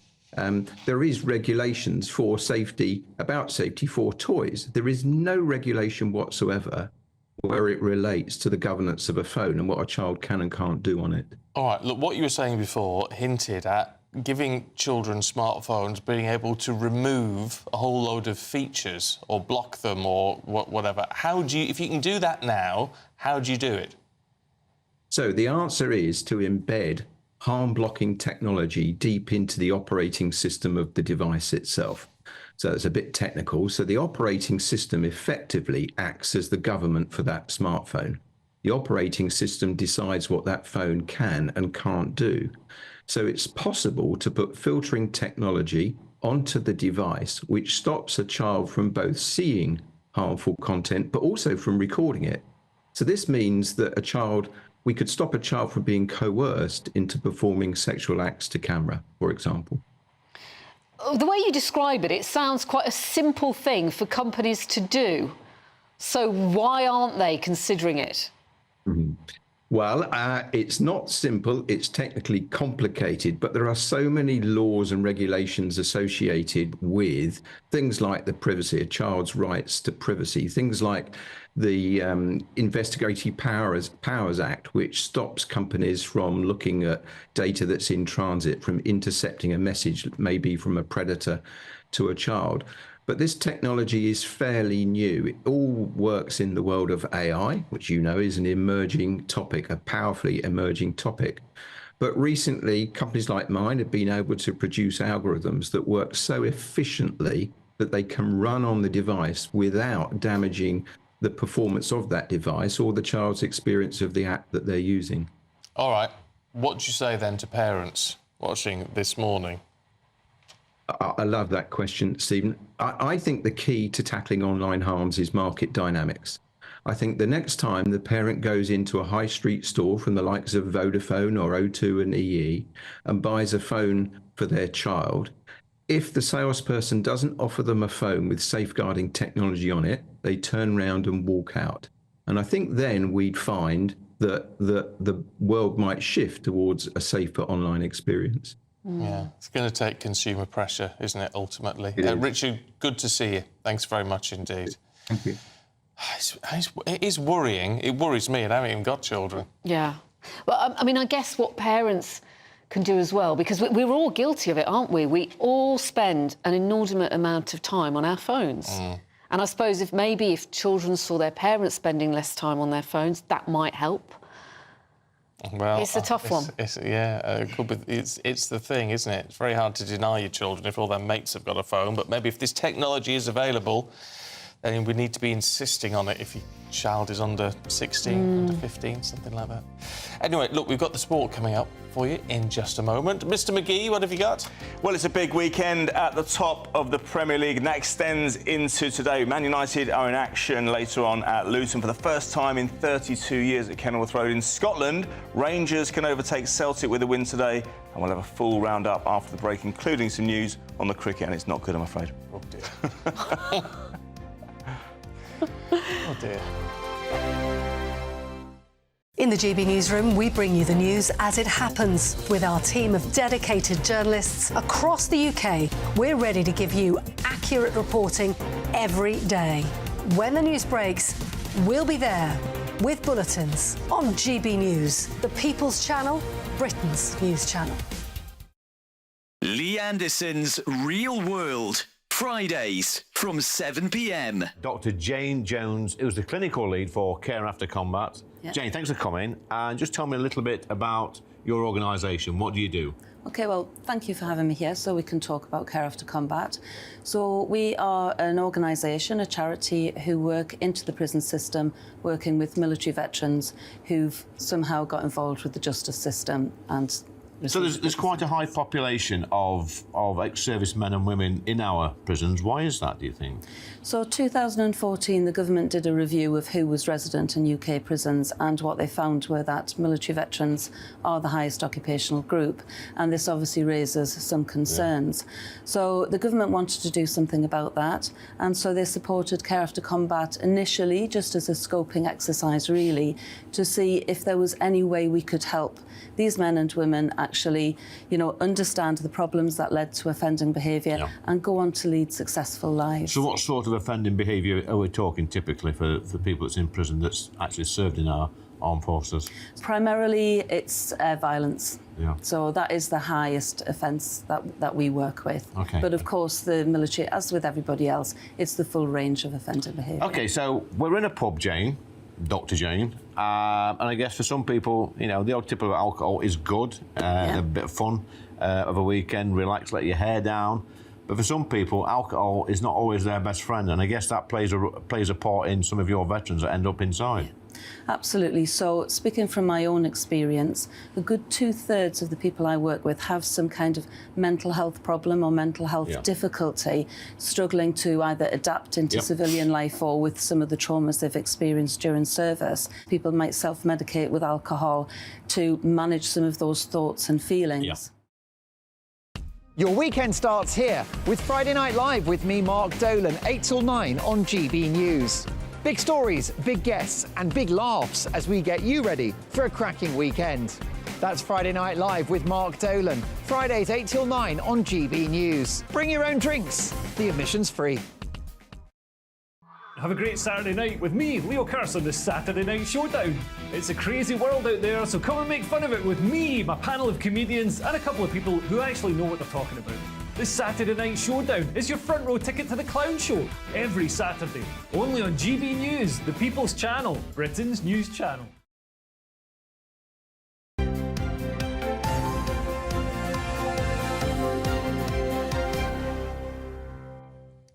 Aidan McGee's here with us this morning, of course, with all the sport. Let's talk Manchester City. Should we be dropping... Can I mention the cricket first, actually? Oh, yes. Just because actually, India... To be fair, you did say to me in the break we'll talk about the cricket first, and I totally forgot. Didn't want to remind you. I made you a nice cup of tea earlier as well. You did as well. India have declared on 430. That means England have a run chase of 541. Ouch. Which is a hell of a chase. Zach Crawley and Ollie Pope are in bat at the moment. It doesn't look good, and they're facing Jasprit Bumrah as well. He's an outstanding bowler. He's been brilliant throughout the series, so it doesn't bode well. That's day 4 of the second test. When's the third one? Third one. That is later in the week, I think Thursday. Who won the first test? England. Oh, right. Yeah, so took the lead. No, it's a tough trip. They've got brilliant strength in depth. The conditions aren't ideal either. It's for different periods. It's been good for seamers, good for spin as well. It's difficult. The wickets are tricky. But England are capable of chasing down runs because of the talent they've got in their ranks and this expansive Bazball kind of stuff. Oh, don't start me on Bazball. You know I'm not a fan of Bazball. You're not a fan of Baz, you said? Well, not a fan of Baz, no. But we'll keep you updated, of course. Yeah, lovely. Okay. So football, Man City dropped points. They did, yeah. So this is normally the time of year, Pip, that they click into gear, the squad comes into play, but Erling Haaland just isn't firing. Signs in the last couple of weeks as well, or last couple of games, that Pep's getting a little bit frustrated with him. There were the stories that we discussed here a couple of weeks ago about him not being happy in Manchester. There was the criticism in the week in Denmark saying, it's not all about Erling scoring goals. Sometimes he has to work for the team as well. Yesterday, after the game, he said, it's not my job to tell Erling Haaland how to score goals, which was probably a backhanded compliment because it really isn't his job to tell him to score goals. No. But it just having been a brilliant 18 months or 20 months or whatever it is since he joined there, and he's established himself as one of the top strikers in the world, possibly even the best, that there's signs of the relationship fraying ever so slightly. Hopefully for City, it's nothing too serious. But it was a bad day yesterday because their main rivals, Liverpool and Arsenal, both recorded thumping victories. Oh, yeah. I mean, what, Liverpool, 4-1? Yeah, at Brentford, yeah. That's a tough trip, that. Brentford not in brilliant form, but Ivan Toney's back. He scored for them. But it came at a cost. I mean, 3 significant injuries. Curtis Jones off before half-time. Diogo Jota off before half-time. Darwin Núñez has been in great form off at half-time, even though Mohamed Salah came on for the first time since New Year's Day. But the reason I say the squad is important here is because I've always felt that when those two have been going hammer and tong at each other for the last few years, it's the squad that's helped Manchester City through difficult periods. Don't forget the fact that Liverpool have a Carabao Cup final next week as well, so that's going to test them further. Should mention Arsenal having won 6-0 at West Ham last Sunday, much to Dawn Neeson's displeasure. They go to Burnley yesterday, score after 4 minutes and rattle in another 5. I mean, no one's talking about them quite as much as they're talking about the other two sides. Should mention Chelsea. They've looked quite brittle in recent months. Good result for them yesterday going to Manchester City. Their old boy Raheem Sterling scoring. All right. So from what happened yesterday to what we've got today, Manchester United at Luton Town. First trip to Kenilworth Road in 32 years. April 1992, that was a 1-1 draw. United blew the title that year, the last time they blew the title under Alex Ferguson before they'd even went on to win it. So quite significant historically. Luton in decent form as well. And Rangers in Scotland as well. We don't talk about Scotland quite enough, but some movement there. Celtic getting a draw yesterday. They conceded a late goal against Kilmarnock in the 92nd minute. Very poor for them. They were 7 points ahead not so long ago, Pip, at the top of the table at the summit. Rangers with a win today against St Johnstone at midday will leapfrog them, and that's hugely important in that title race because, generally speaking, when one of the old firm teams get ahead, they don't tend to relinquish that lead, although they do have to play each other 2 more times this season. Grand. OK. Aidan, thank you very much. Good God, we to see got you through both. loads there, didn't we? We did. It's good that I talk quick, isn't it? Yeah, well, it is. I'll tell you what, I just want a couple of views on restrictions on drivers. It was in the papers last hour. So basically, the mother of someone who died in a car crash with his mates is starting a petition saying if you're under 25 and you pass your test, you can't carry passengers for a year. That's what she wants. Liz says, I completely disagree with this. I know younger drivers that are a lot safer than someone over 40 who can afford a powerful car. And look, I'm sure there are cases, but, you know, insurance premiums for younger drivers are expensive for a reason. Just slightly. Jill in Southport, good morning. Your husband is a retired officer in the fire service. He's said for years that teenagers, especially boys and young men, should not be allowed to drive until they're at least 30. He spent his career cutting passengers out of mangled cars, all too often with tragic results. Yeah. Well, I wouldn't go as far as that, but I think some changes need to be done. Alan in Doncaster said, would it be a silly idea if it includes bus drivers, firefighters, police officers and ambulance drivers? Certainly, if you're a police officer, you have to do advanced driving and all the rest of it. So it would be slightly different, I think, because they get more training. So... And Susie, very good morning to you. Thank you for telling us this and giving us your thoughts. You say you lost your 18-year-old son in a car accident. He was a passenger in a car with 2 friends who were also aged 18. She says they decided it would be fun to have a race with their mates in another car. It led to tragedy. The car was clipped by the other one and they went head-on into a tree. Oh, God. Gosh, dear me, Susie. But... obviously, you are going to have very strong thoughts on this. Oh, God. Yeah, I mean, do you know what? And it's so difficult. It's more often than not young men. It's bravado, it's machismo, it's... And as young men, we've all done it. It's stupid. I don't know how you get past that, but so having no other people in the car is not a bad way forward. Yeah, I mean, Rob in Folkestone is suggesting that young drivers learn to ride a motorbike first. It teaches you awareness of the fact that everyone else on the road could kill you, which is a very bald way of looking at it, but true. Yeah, motor vehicles are lethal weapons at the end of this, what my mother always said.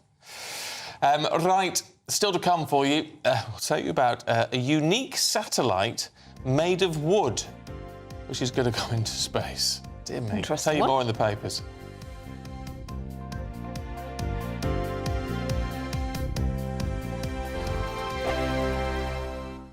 I'm Andrew Doyle. Join me at 7 o'clock every Sunday night for Free Speech Nation, the show where I tackle the week's biggest stories in politics and current affairs with the help of my 2 comedian panellists and a variety of special guests. Free Speech Nation, Sunday nights from 7 on GB News, the People's Channel, Britain's news channel. In the GB Newsroom, we bring you the news as it happens. With our team of dedicated journalists across the UK, we're ready to give you accurate reporting every day.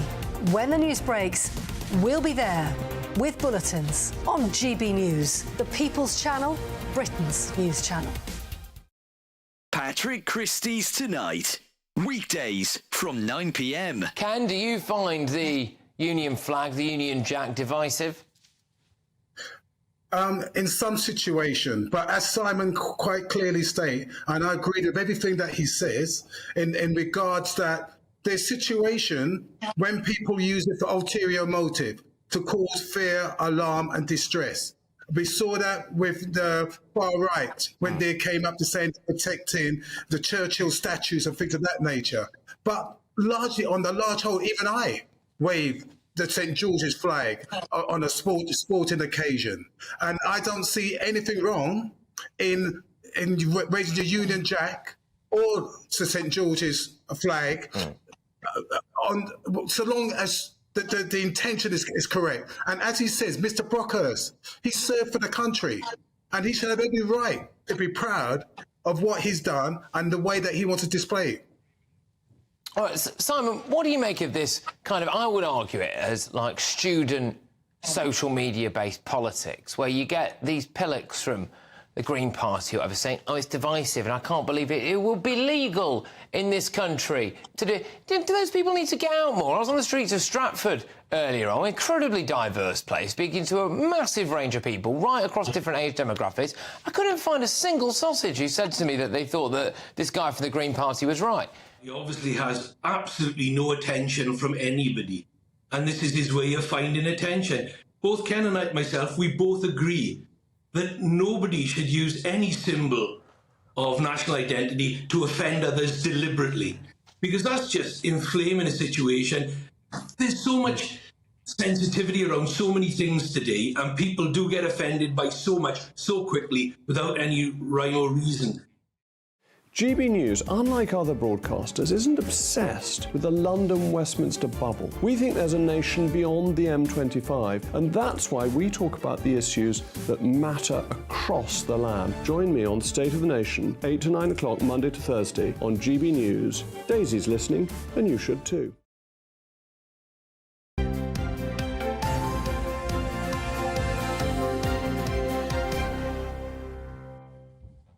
Wow. I've got to say, we're going through the papers now with Winston Davis and Emma Burnell. And Emma just said in the break, oh, I'm having a midlife crisis. I've just released an album.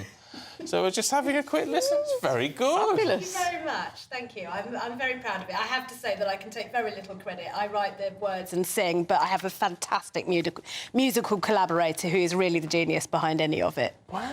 It's great, though. Fancy doing that? Oh, I'd love to do that. If only I could sing. It does help a little bit. I mean, I say sing, you know, it's... It's very good. I shall be downloading that later.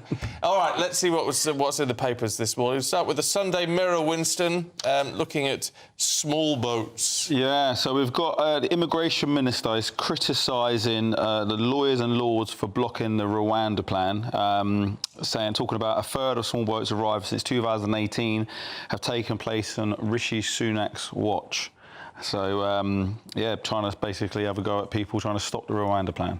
Yeah. I mean, what do you make of it all? Would you like to see it enacted or not? No, seriously, like, if you're a sane person, like, despite however the people are coming here and rights and wrongs of it, you cannot say it's a sensible thing to be sending them to a country that's got, like, 50% unemployment, human rights violations. It's not a safe place. But what if that plan is such a deterrent that it actually stops people coming?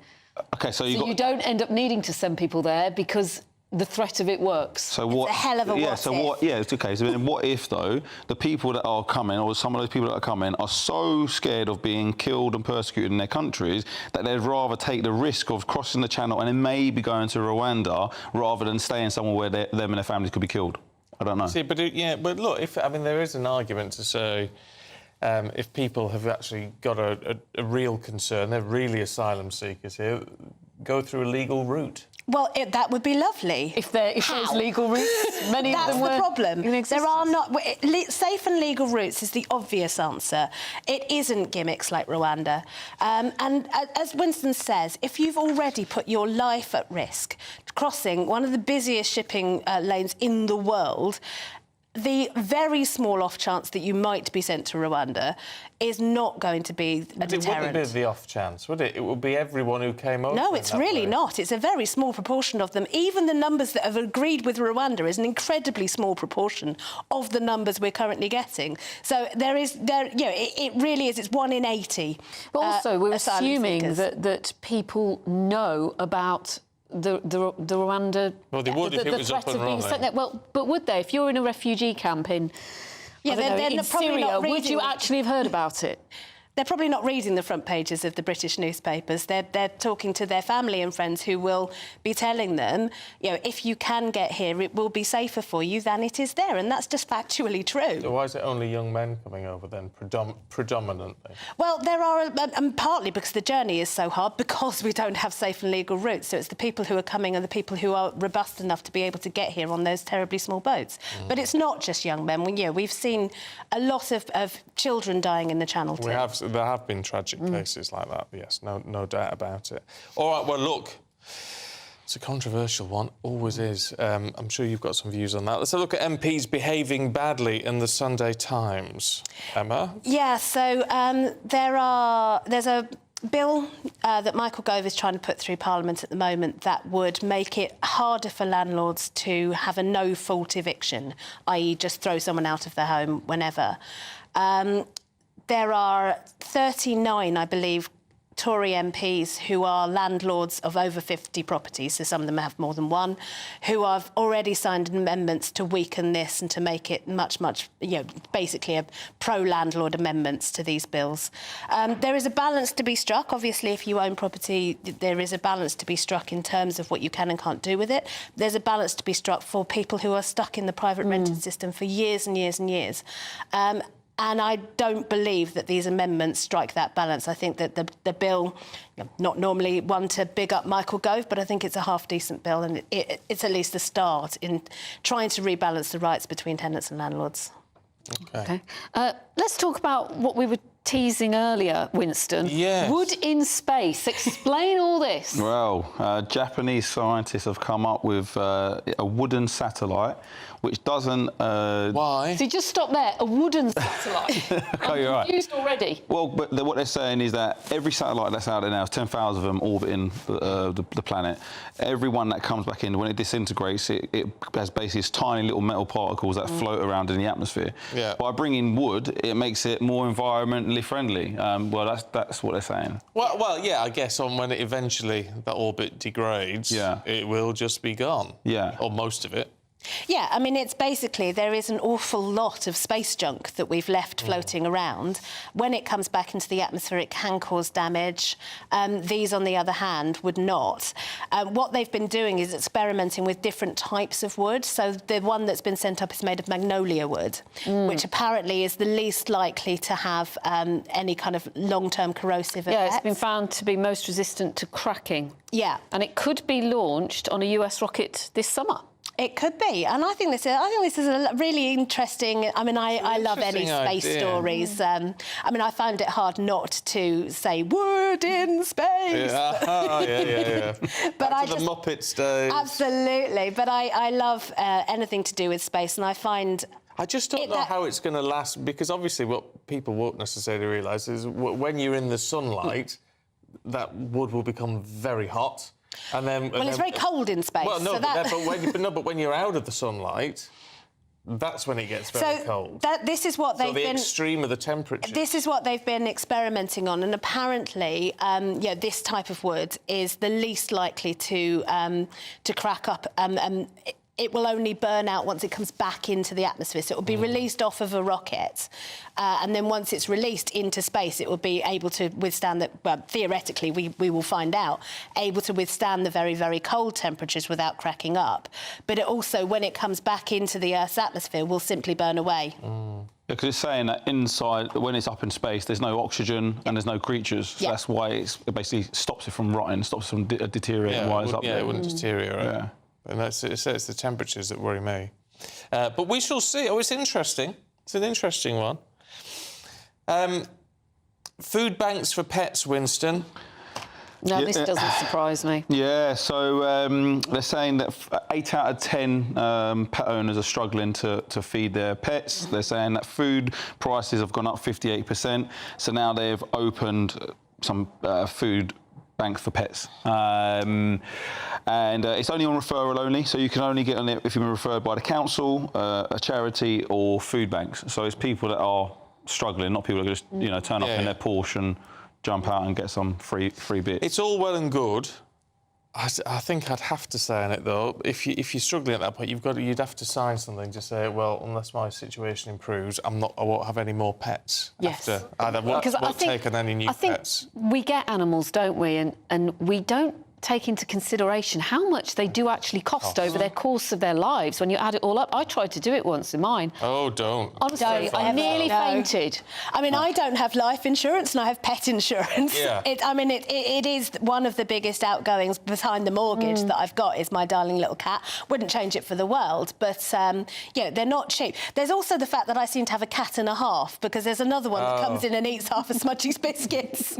Yeah. No, I mean, look, the thing I'd say about it is that, look, OK, if they've got pets and they're struggling with it, a pet could last 10, 15 years. You don't know what your position is going to be. Exactly. For the last 5 years, I've been part of a group in my local area where we said we support families at Christmas time and during hard times in the year. And people, you know, they find themselves in situations just because they've like, some of them are working families that have lost their job from COVID or been ill from COVID. So it's like, we have a big thing about this, no judgment. We had one of the families that would come to us one year, the lady had a Range Rover, she had whatever, but this is a thing. And people saying, oh, well, she shouldn't get it.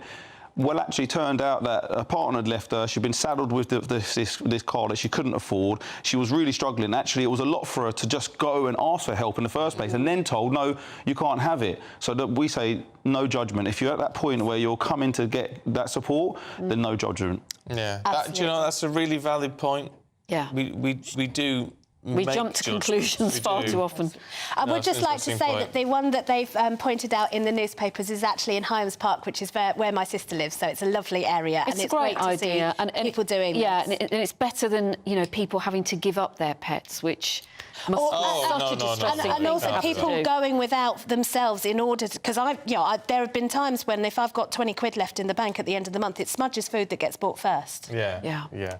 All right, you two, it's been a real pleasure to see you both. Thank you both. Thank you. Emma, thank you very much indeed. Let's get a check on the weather for you this morning. Looks like things are heating up.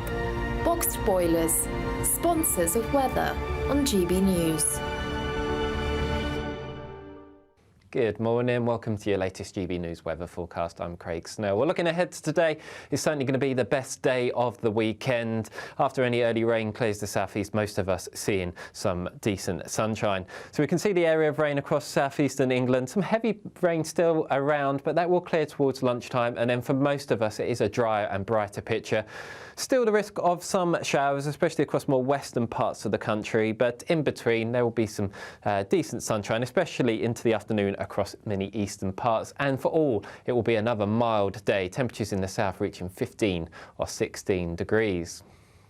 As we move into Sunday evening, for many we start off relatively dry with some clear skies, but then later on this band of rain reaches Northern Ireland and Scotland. That continues to move its way a little bit further eastwards as we go into small hours on Monday. Some heavy rain on it, especially as it moves into parts of northwest England, but for all of us it is staying mild. Temperatures at lowest probably around 5 to 6 degrees in the north.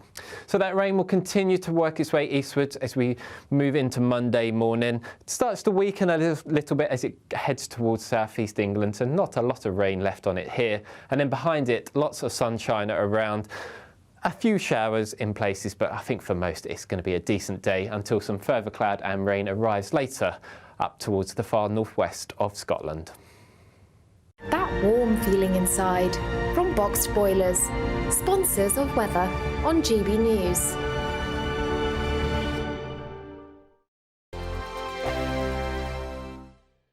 Wake up to the headlines with Headliners every morning at 5 a.m.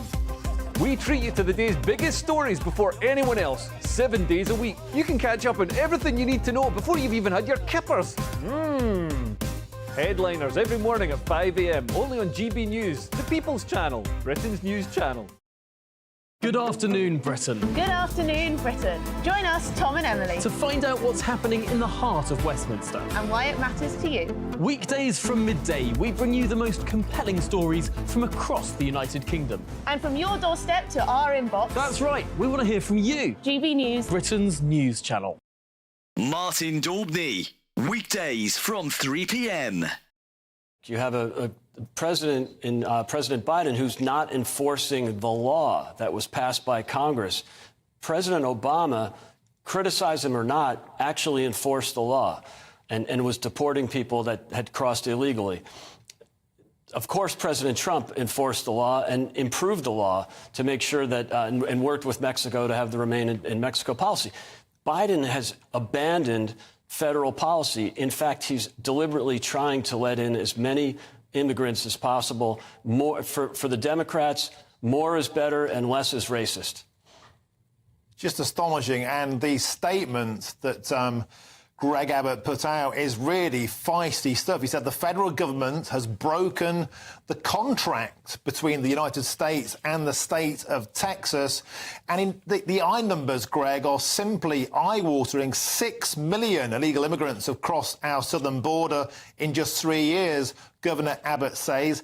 That's more than the population of 33 states in the United States. Astonishing numbers. And Martin, that's just Texas. If you add Arizona and other border states, you know, it's pushing 10 million. By the end of Biden's term, it'll be 11 million.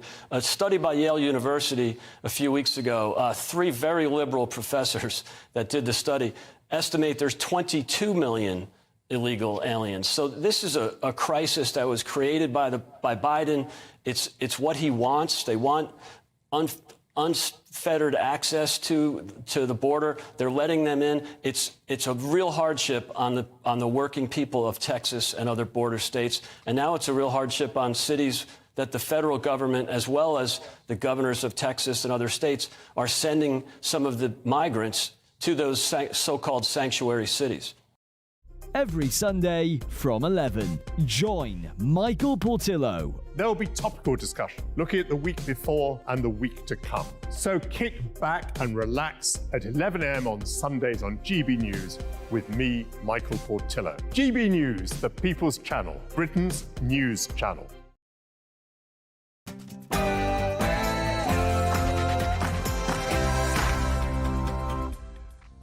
Good morning to you. Just coming up to 9 o'clock on Sunday, the 18th of February. Today, Labour will bring about security for decades, according to Sir Keir Starmer. And meanwhile, he's attacked Trump's NATO criticisms. Russia is accused of hiding Alexei Navalny's body, with new revelations surrounding his final days. No way back for Prince Harry, blocked from returning to royal duties, according to some reports this morning. British cinema's Night of Nights. We'll be looking ahead to a star-studded evening. Morning. After a wet day for some of us on Saturday, the good news is today's offering sank a little bit drier and brighter across the country. Find out all the important weather details shortly. Morning to you. I'm Stephen Dixon. Good morning. I'm Pip Thompson, and this is Breakfast on GB News.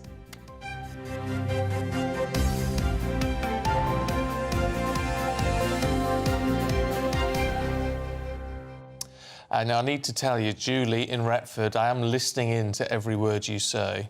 Because she's been in touch this morning. So I say, are you listening to me, Stephen? You just said exactly word for word what I said to my husband as we're sitting here drinking our tea in bed. How can you spread jam on top of cream? Keir's got in touch. Julie, Not the Labour leader. You're everything. Oh, is it? It might it's be. Not the Labour leader. But again, Stephen, if you put the cream on first, can you not put the jam on the other piece of scone so it's on the top of the cream when you put it together? I've no idea. I'm vegan, so I've never eaten one. No is the answer, Keir. You don't wedge it together like a sandwich. You never get it in your mouth. You cut it in half and then have each half, honestly. Anne in Kent's with me on this one. Thank you very much indeed. Should we talk Cornish pasties? All mine are cream tea comment. We've got pasty comments. Well, yeah, because Alex... Yes. Alex in Devon.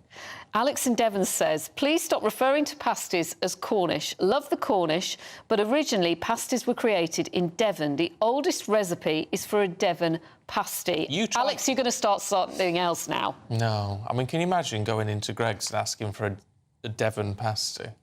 Don't think they know what you're on about. Sorry, Alex. Max, you're in Pembrokeshire. Beautiful Pembrokeshire. Good morning, Max. The best Cornish pasties are from a bakery in Douglas on the Isle of Man. You're going back for more this summer. And then, very controversially, Max, you claim you've never really had a good pasty in Cornwall. Oh, dear me. Dear me. I'm going to the Isle of Man this year. I've never been, but I'm going over to stay with... Kevin Woodford, TV chef Kevin Woodford. So you're doing a lot of... Oh, and his wife, Jean. Tasting. We're very good friends, so we're going to stay over in their place over there. It'll be very, very nice. They're accommodating us. I'm looking forward to the cooking. Well, you'll be able to find a Cornish pasty there, apparently. The best there are. I'm vegetarian and Kevin hates cooking vegetarian food. Good luck. So I don't know what I'm going to do. I'll have to eat out while he cooks for everybody else. There you go. Anyway, look, let's talk politics this morning. Sir Keir Starmer will insist today that Labour can deliver security for decades and is ready to make the difficult decisions. Speaking at the Scottish Labour conference in Glasgow later, it appears to be an attempt from Sir Keir Starmer to woo voters away from the SNP. Well, it comes as he appeared to sort of criticise Donald Trump over his comments on NATO, a bit of a sort of veiled threat, if you like. Well, coming up from 9:30, it's the Camilla Tominey Show, and she is here now. What do you make of all this then? Sir Keir Starmer speaking today, Camilla. And, of course, he was in Germany yesterday having one-to-one meetings with world leaders, you know, getting ready, he believes, to be Prime Minister on that world stage. Well, he's released a very slick video on his Twitter feed this morning, I notice, looking extremely prime ministerial as he meets and greets some of those world leaders that he met yesterday in Munich. I think the stance on NATO spending is quite interesting because he didn't reference Donald Trump directly, but he sort of made these comments to the Sunday Telegraph, which were reported on the front page today, saying that we must stand in solidarity with our European allies and that we shouldn't allow any sort of divisive or threatening language. Having said that, the interesting thing about Trump's intervention on NATO spending is that there's another story in the Telegraph suggesting that those European countries that he's taken to task are now desperately trying to fulfil their 2% pledge. So even out of office, Trump is being quite effective in sort of holding European countries' feet to the flames on this issue. But I think the positioning of the Labour leader as sort of strong on security and defence is intriguing. Obviously, that does make him look more prime ministerial. But if you look at any of the polling on what Labour voters' priorities are, defence and security are well down the list. You know, they're more worried about the NHS, they're worried about the economy and inflation, they're worried about particularly housing and schools. So it's not exactly an attracted offer to the Labour side.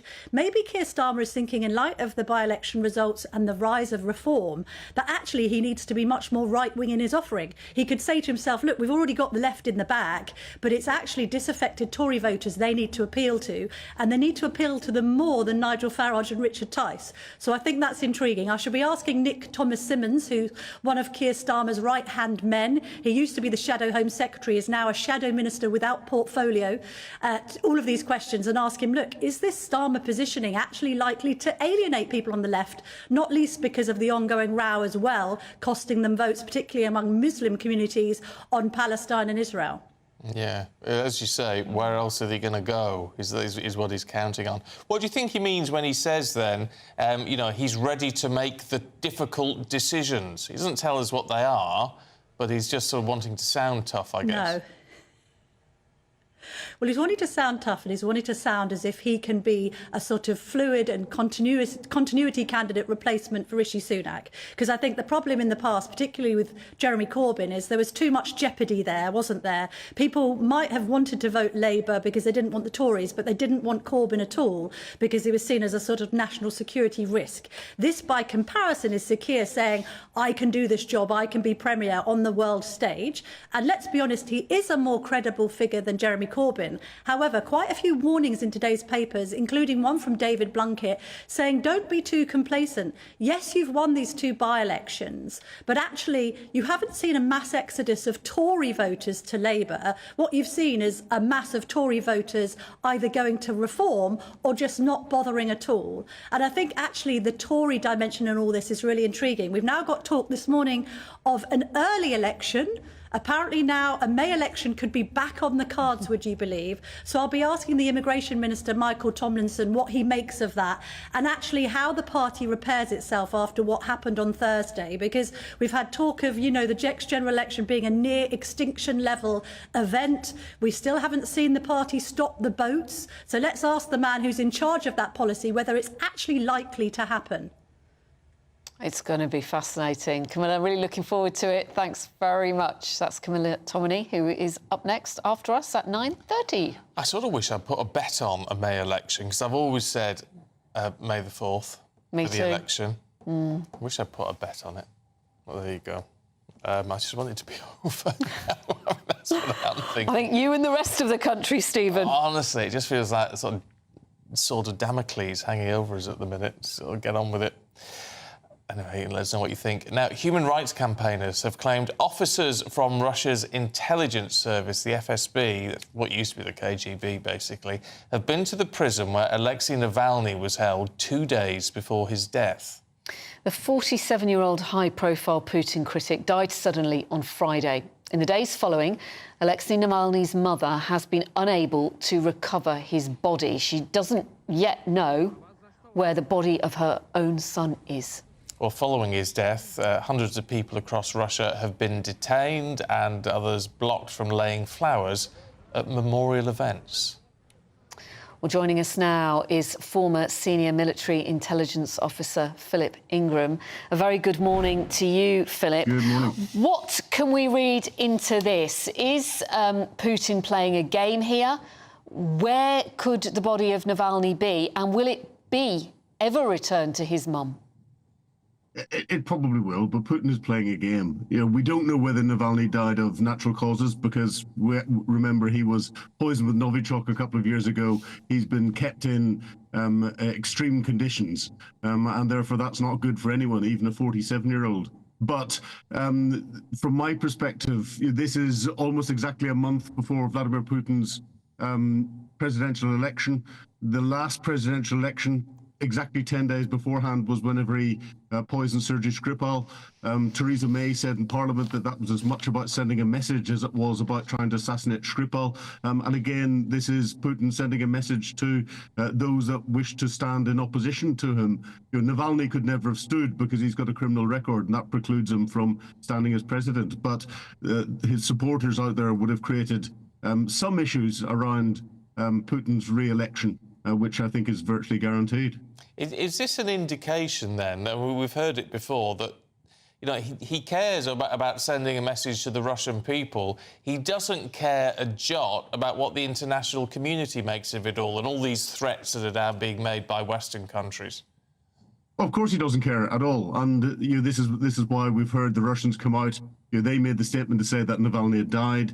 Then they've now made the statement to say he died of sudden adult death syndrome, and now the body's hiding. What that does is it creates enough doubt in certain people's minds, and the Russians have a doctrine called maskirovka, which is all about masking. It's all about not letting the truth come out completely, and they realise that they can just control this. Putin doesn't care what the West thinks, and everything that he's doing at the moment is focused on his domestic audience. And how does this impact the war in Ukraine? We know that Advika has fallen. Russia appears to be winning, but that could change, could it not, if US sends more arms? And could Congress now do that in light of Navalny's death? Could it change anything? Well, Congress might. The US are playing, again, they're playing domestic politics by tying the release of money and weapon systems for Ukraine to issues with the southern US border with Mexico. That's purely internal US politics, and it's being paid for in Ukrainian lives on a daily basis. Navalny's death, that's not going to affect things in Ukraine whatsoever. The loss of Avdiivka is significant. The Ukrainians have been holding on to that since 2014. And fighting the Russians, but they've made the sensible military decision not to sacrifice any more of their troops to keep this completely decimated piece of territory. The Russians are making some advances from a one-dimensional perspective on the front line, but these advances are tiny at the moment, and it's purely because Russia has got more ammunition from North Korea and from Iran, and the Ukrainians are suffering a shortage of ammunition coming from the West. That is on its way. When it's going to get there, I don't know. But the Ukrainians are having huge success in the Russian rear areas. We've seen the Ukrainians sink yet another Russian capital ship, a large landing craft. Yesterday, there's reports of the Ukrainians shooting down 3 Russian fighter jets. We keep hearing of Russian oil refineries and logistic dumps and manufacturing bases mysteriously catching fire across Russia and elsewhere. So the Ukrainians are hollowing the Russians out from behind. The Russians are throwing everything at the front line and making small progress. And effectively, there's a bit of a stalemate, but I'd say the initiative still lies with the Ukrainians. So, it's too early to say that the Russians are winning. I think the Ukrainians still have a lot of fight in them. I don't want to get too George Smiley or Tom Clancy on all of this, Philip. But at some point, are we going to see a proper push towards regime change from outside Russia? I think there are people who would like to do that. The difficulty is there's no immediate natural successor for Vladimir Putin. And those that would step in, his number two and stuff at the moment, are the architect behind Putin's actions into Ukraine. So they're almost more extreme. So we need to be really careful what we wish for in this. We're not in an easy position from an international geopolitical perspective. We have to get over the hiatus of the 60 elections across the globe this year and the US presidential election and see what comes out from that. That's what's going to dictate how the future is going to play out. OK, Philip Ingram, good to see you. Thanks very much. Thank you. Now, we want to ask you if you fancy the chance this Sunday morning to win £18,000 in our Great British Giveaway. Bit of a daft question, isn't it, really? It was a rhetorical question. Oh, that's all right. You have to be in it to win it, though, and here's how to get your entry in.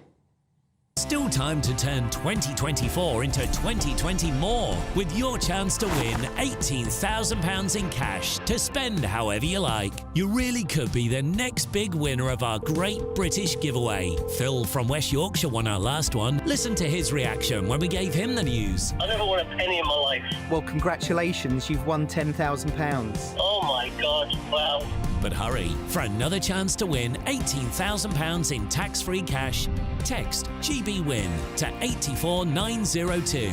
Text costs £2 plus one standard network rate message, or post your name and number to GB02 PO Box 8690 Derby DE1 9TT. UK only. Entrants must be 18 or over. Lines close at 5 p.m. on Friday the 23rd of February. Full terms and privacy notice at gbnews.com/win. Good luck. Yeah, best of luck on that one. Now, still to come for you, it's British cinema's Night of Nights with the BAFTA Awards. Who's going to dominate proceedings? We'll find out with Stephanie Tecci in just a moment.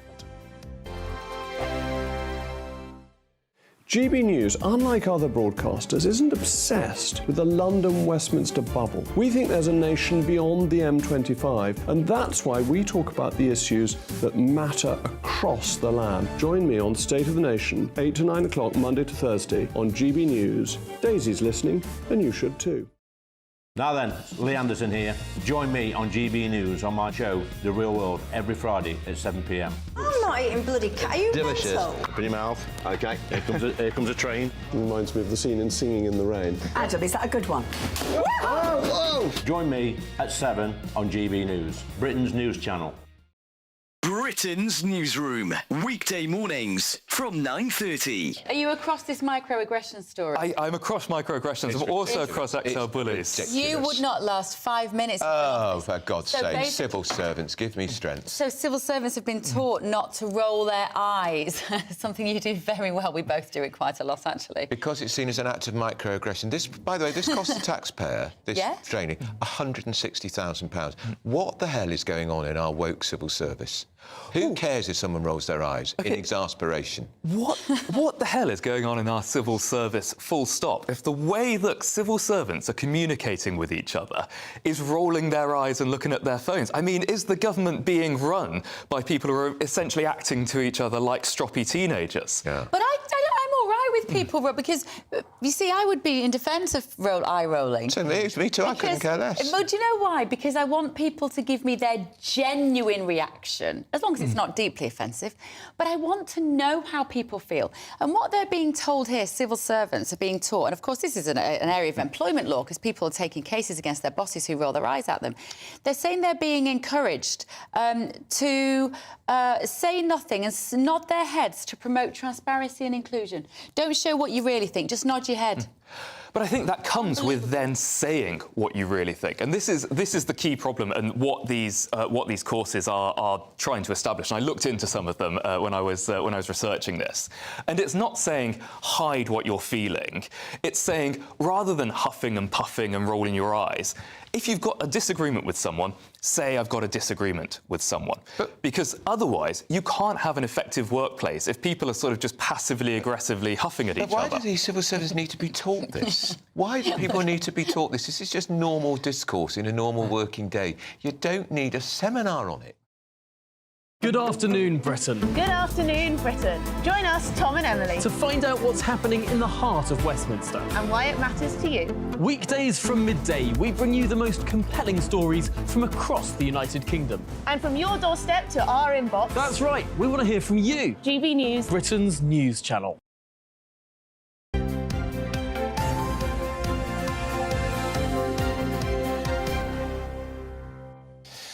And now the BAFTAs are taking place tonight. Best movies from the last year, live from London's Royal Festival Hall. Oh, I could do the voiceover, couldn't I? The British Awards paved the way for the Oscars. So Yeah, move over David Tennant, who's hosting it tonight. I love As David Tennant. President of the BAFTAs, Prince William will also be there, minus the Princess of Wales, because she's obviously recovering still from that surgery she had at the beginning of the year. Yeah, Stephanie Tecchi is here. Morning. Good morning, So, Stephen and Pip. Runners and riders. Oh, Oppenheimer. Tonight, if you guys are going to be watching, I guarantee Oppenheimer will at least bag at least 5 awards. They are up for a staggering 13 nominations. It's Christopher Nolan who directed the film about the creation of the atomic bomb during World War II, and it focuses on J.R. Oppenheimer, who's played by Cillian Murphy, who is up for leading actor as well. You know, audiences at home might not have connected with this film as much. No. It drags on for 3 hours. The cinematography... Drags on, says it all. You could watch it in 2 parts. You really can. But there's amazing cinematography. Christopher Nolan is one of the most celebrated directors from Britain, so I think tonight will be his night because he hasn't won a BAFTA for Best Director before. I was surprised that there's no director nomination for Greta Gerwig for Barbie, because Barbie is not in the best film category either, is it? Pip, this has been the big upset. You know, it was the highest grossing film of 2023. It reached £1 billion mark, but again, it just hasn't connected. When it comes to the BAFTAs, it's not voted by the audience at home, it's voted by BAFTAs members, 8,000 of them, and it seems this film, during award season, it just hasn't connected with members, and some people, maybe like Stephen, who just... Well, it's too trashy, isn't it, in that sense? And that's not a criticism, because, I mean, a lot of the stuff I like watching is, you know, your Marvel stuff, your Avengers and all that. They never get anything. They don't, but I think the reason why it's a big shame and it's a big controversy, because last year we were hit by the Hollywood strikes, and to actually make people want to go to the cinemas again, Barbie done that, and I think that's why Well, look at what it took at the box office. Yeah. But Margot Robbie and Ryan Gosling are both nominated. Leading actress for Margot Robbie. I don't think she's going to get it. I think she's going to lose out to Emma Stone, who performed in Poor Things. It's like a feminist reimagining of Frankenstein, so I think she's going to win. And Ryan Gosling, I think he's in a really tough category. He's up against Robert Downey Jr., who starred in Oppenheimer, so I think he's going to get it. But I think it's good that they have received this attention over here in the country. Yeah, without wanting to sound obsessed, Saltburn. Saltburn. Only because we watched it at home last night. Yeah. Like, we'll see what all the fuss is about. it blows your mind in the most disturbing way. It really does. But actually, you come away thinking, that was a great film. It is. I love the twists and turns of this film, and it's up for Outstanding British Film, and I think it is going to get it. It's been directed by Emerald Fennell, who is a phenomenal director. Again, she didn't really get her props with the Oscars, but I think tonight will be their night to get the recognition. And if you saw the final scene of it, where you saw him dancing to Sophie Ellis-Bextor, she's going to be performing tonight. Oh, is she? Yeah, she's as a result of that? She's going to be performing. Well, Sophie Ellis-Bextor's... Yeah. I mean, it's such a brilliant song load on the dance floor, but she was on the Jimmy Kimmel show earlier this week. It's just taken off again, this track. She's enjoying a resurgence because of her, you know, the song being used in this track. So she'll be performing tonight, and also Hannah Waddingham will be performing as well. Yeah. We should also mention somebody who I don't think is at the BAFTAs, or not expected to be, but somebody whose birthday is today. John Travolta is 70 years old. Years old. I cannot believe it. I wouldn't think he was a day over 50, but I think John... Give over. Oh, no. Well, he's had a lot of surgery. So, you know, but I think, again... He's done amazing in Hollywood. Actually, he does look good. Is this from when he was dishing stuff out to Prince William? He's gone through a lot of heartache over the past few years of his wife, Kelly, passing away, and then obviously his co-star, Olivia Newton-John. So, but again, he's one of those famous faces in Hollywood that we love, and he's done a plethora of work, which is just incredible. He'll always be Danny Zuko to me. Yeah. Oh, give over. I just always think of Saturday Night Fever. Yeah, those hips. Yeah. Well, oh, now talking of which, Yeah. I know we touched it on in the papers because of the Bee Gees did the Yes, soundtrack. yeah. This Bee Gees movie, is that going to happen? Yes, it is. It's going to be directed by Sir Ridley Scott. He's been in talks about it for a good couple of years, but now that'd be great, wouldn't it? I think it's going to be amazing because there's so much about the Bee Gees backstory that we don't really know about, which will be good to see on air. You know, the brothers had fallings out as well, which not many people know about, but Barry is going to be one of the executive producers on the biopic, so I think they will do it with integrity and we will get the true Bee Gees story. I met him in a restaurant in London. Yeah. And he was just the nicest, politest. Just absolute He was joy. my favourite one, actually. But so modest. He was my favourite one. He just Can't say that. You've got to say Robin. Oh, I know. They just all. He stood out the most. I think he was always like the lead. Well, he's a bit. A lot of the vocals. Didn't he? No, well, there you go. Well, no, I've got to say Robin was my favourite. That's because he was a friend of mine. So there you go. And Dweena is his wife, maybe watching because she's just tuning quite a lot. So it's always Robin. Well, I think it's definitely going to be a big hit in the box office. Oh, it will be. I hadn't heard about this. Who knows? We might be sitting here next year talking about the Bee Gees up for a BAFTAs. We might be sitting here with Barry Gibb in the studio talking about it. Wouldn't that be amazing? That'd be nice. Isn't it funny though? These music biopics or biopics, or what they call them nowadays, really taken off. Well, Jennifer Lopez has got something coming out, hasn't she? I'm not really interested in that. Oops. But yeah, no, they are. I think people are just interested in having their life stories out there. Yeah. OK, Stephanie. Thanks, guys. A joy as always. Thanks very much Take care. indeed. That's it from us, but don't go anywhere because Camilla Tominey is here next. Have a great day. A brighter outlook with Box Solar, sponsors of weather on GB News. Good morning, welcome to your latest GB News weather forecast. I'm Craig Snell. We're looking ahead to today. It's certainly going to be the best day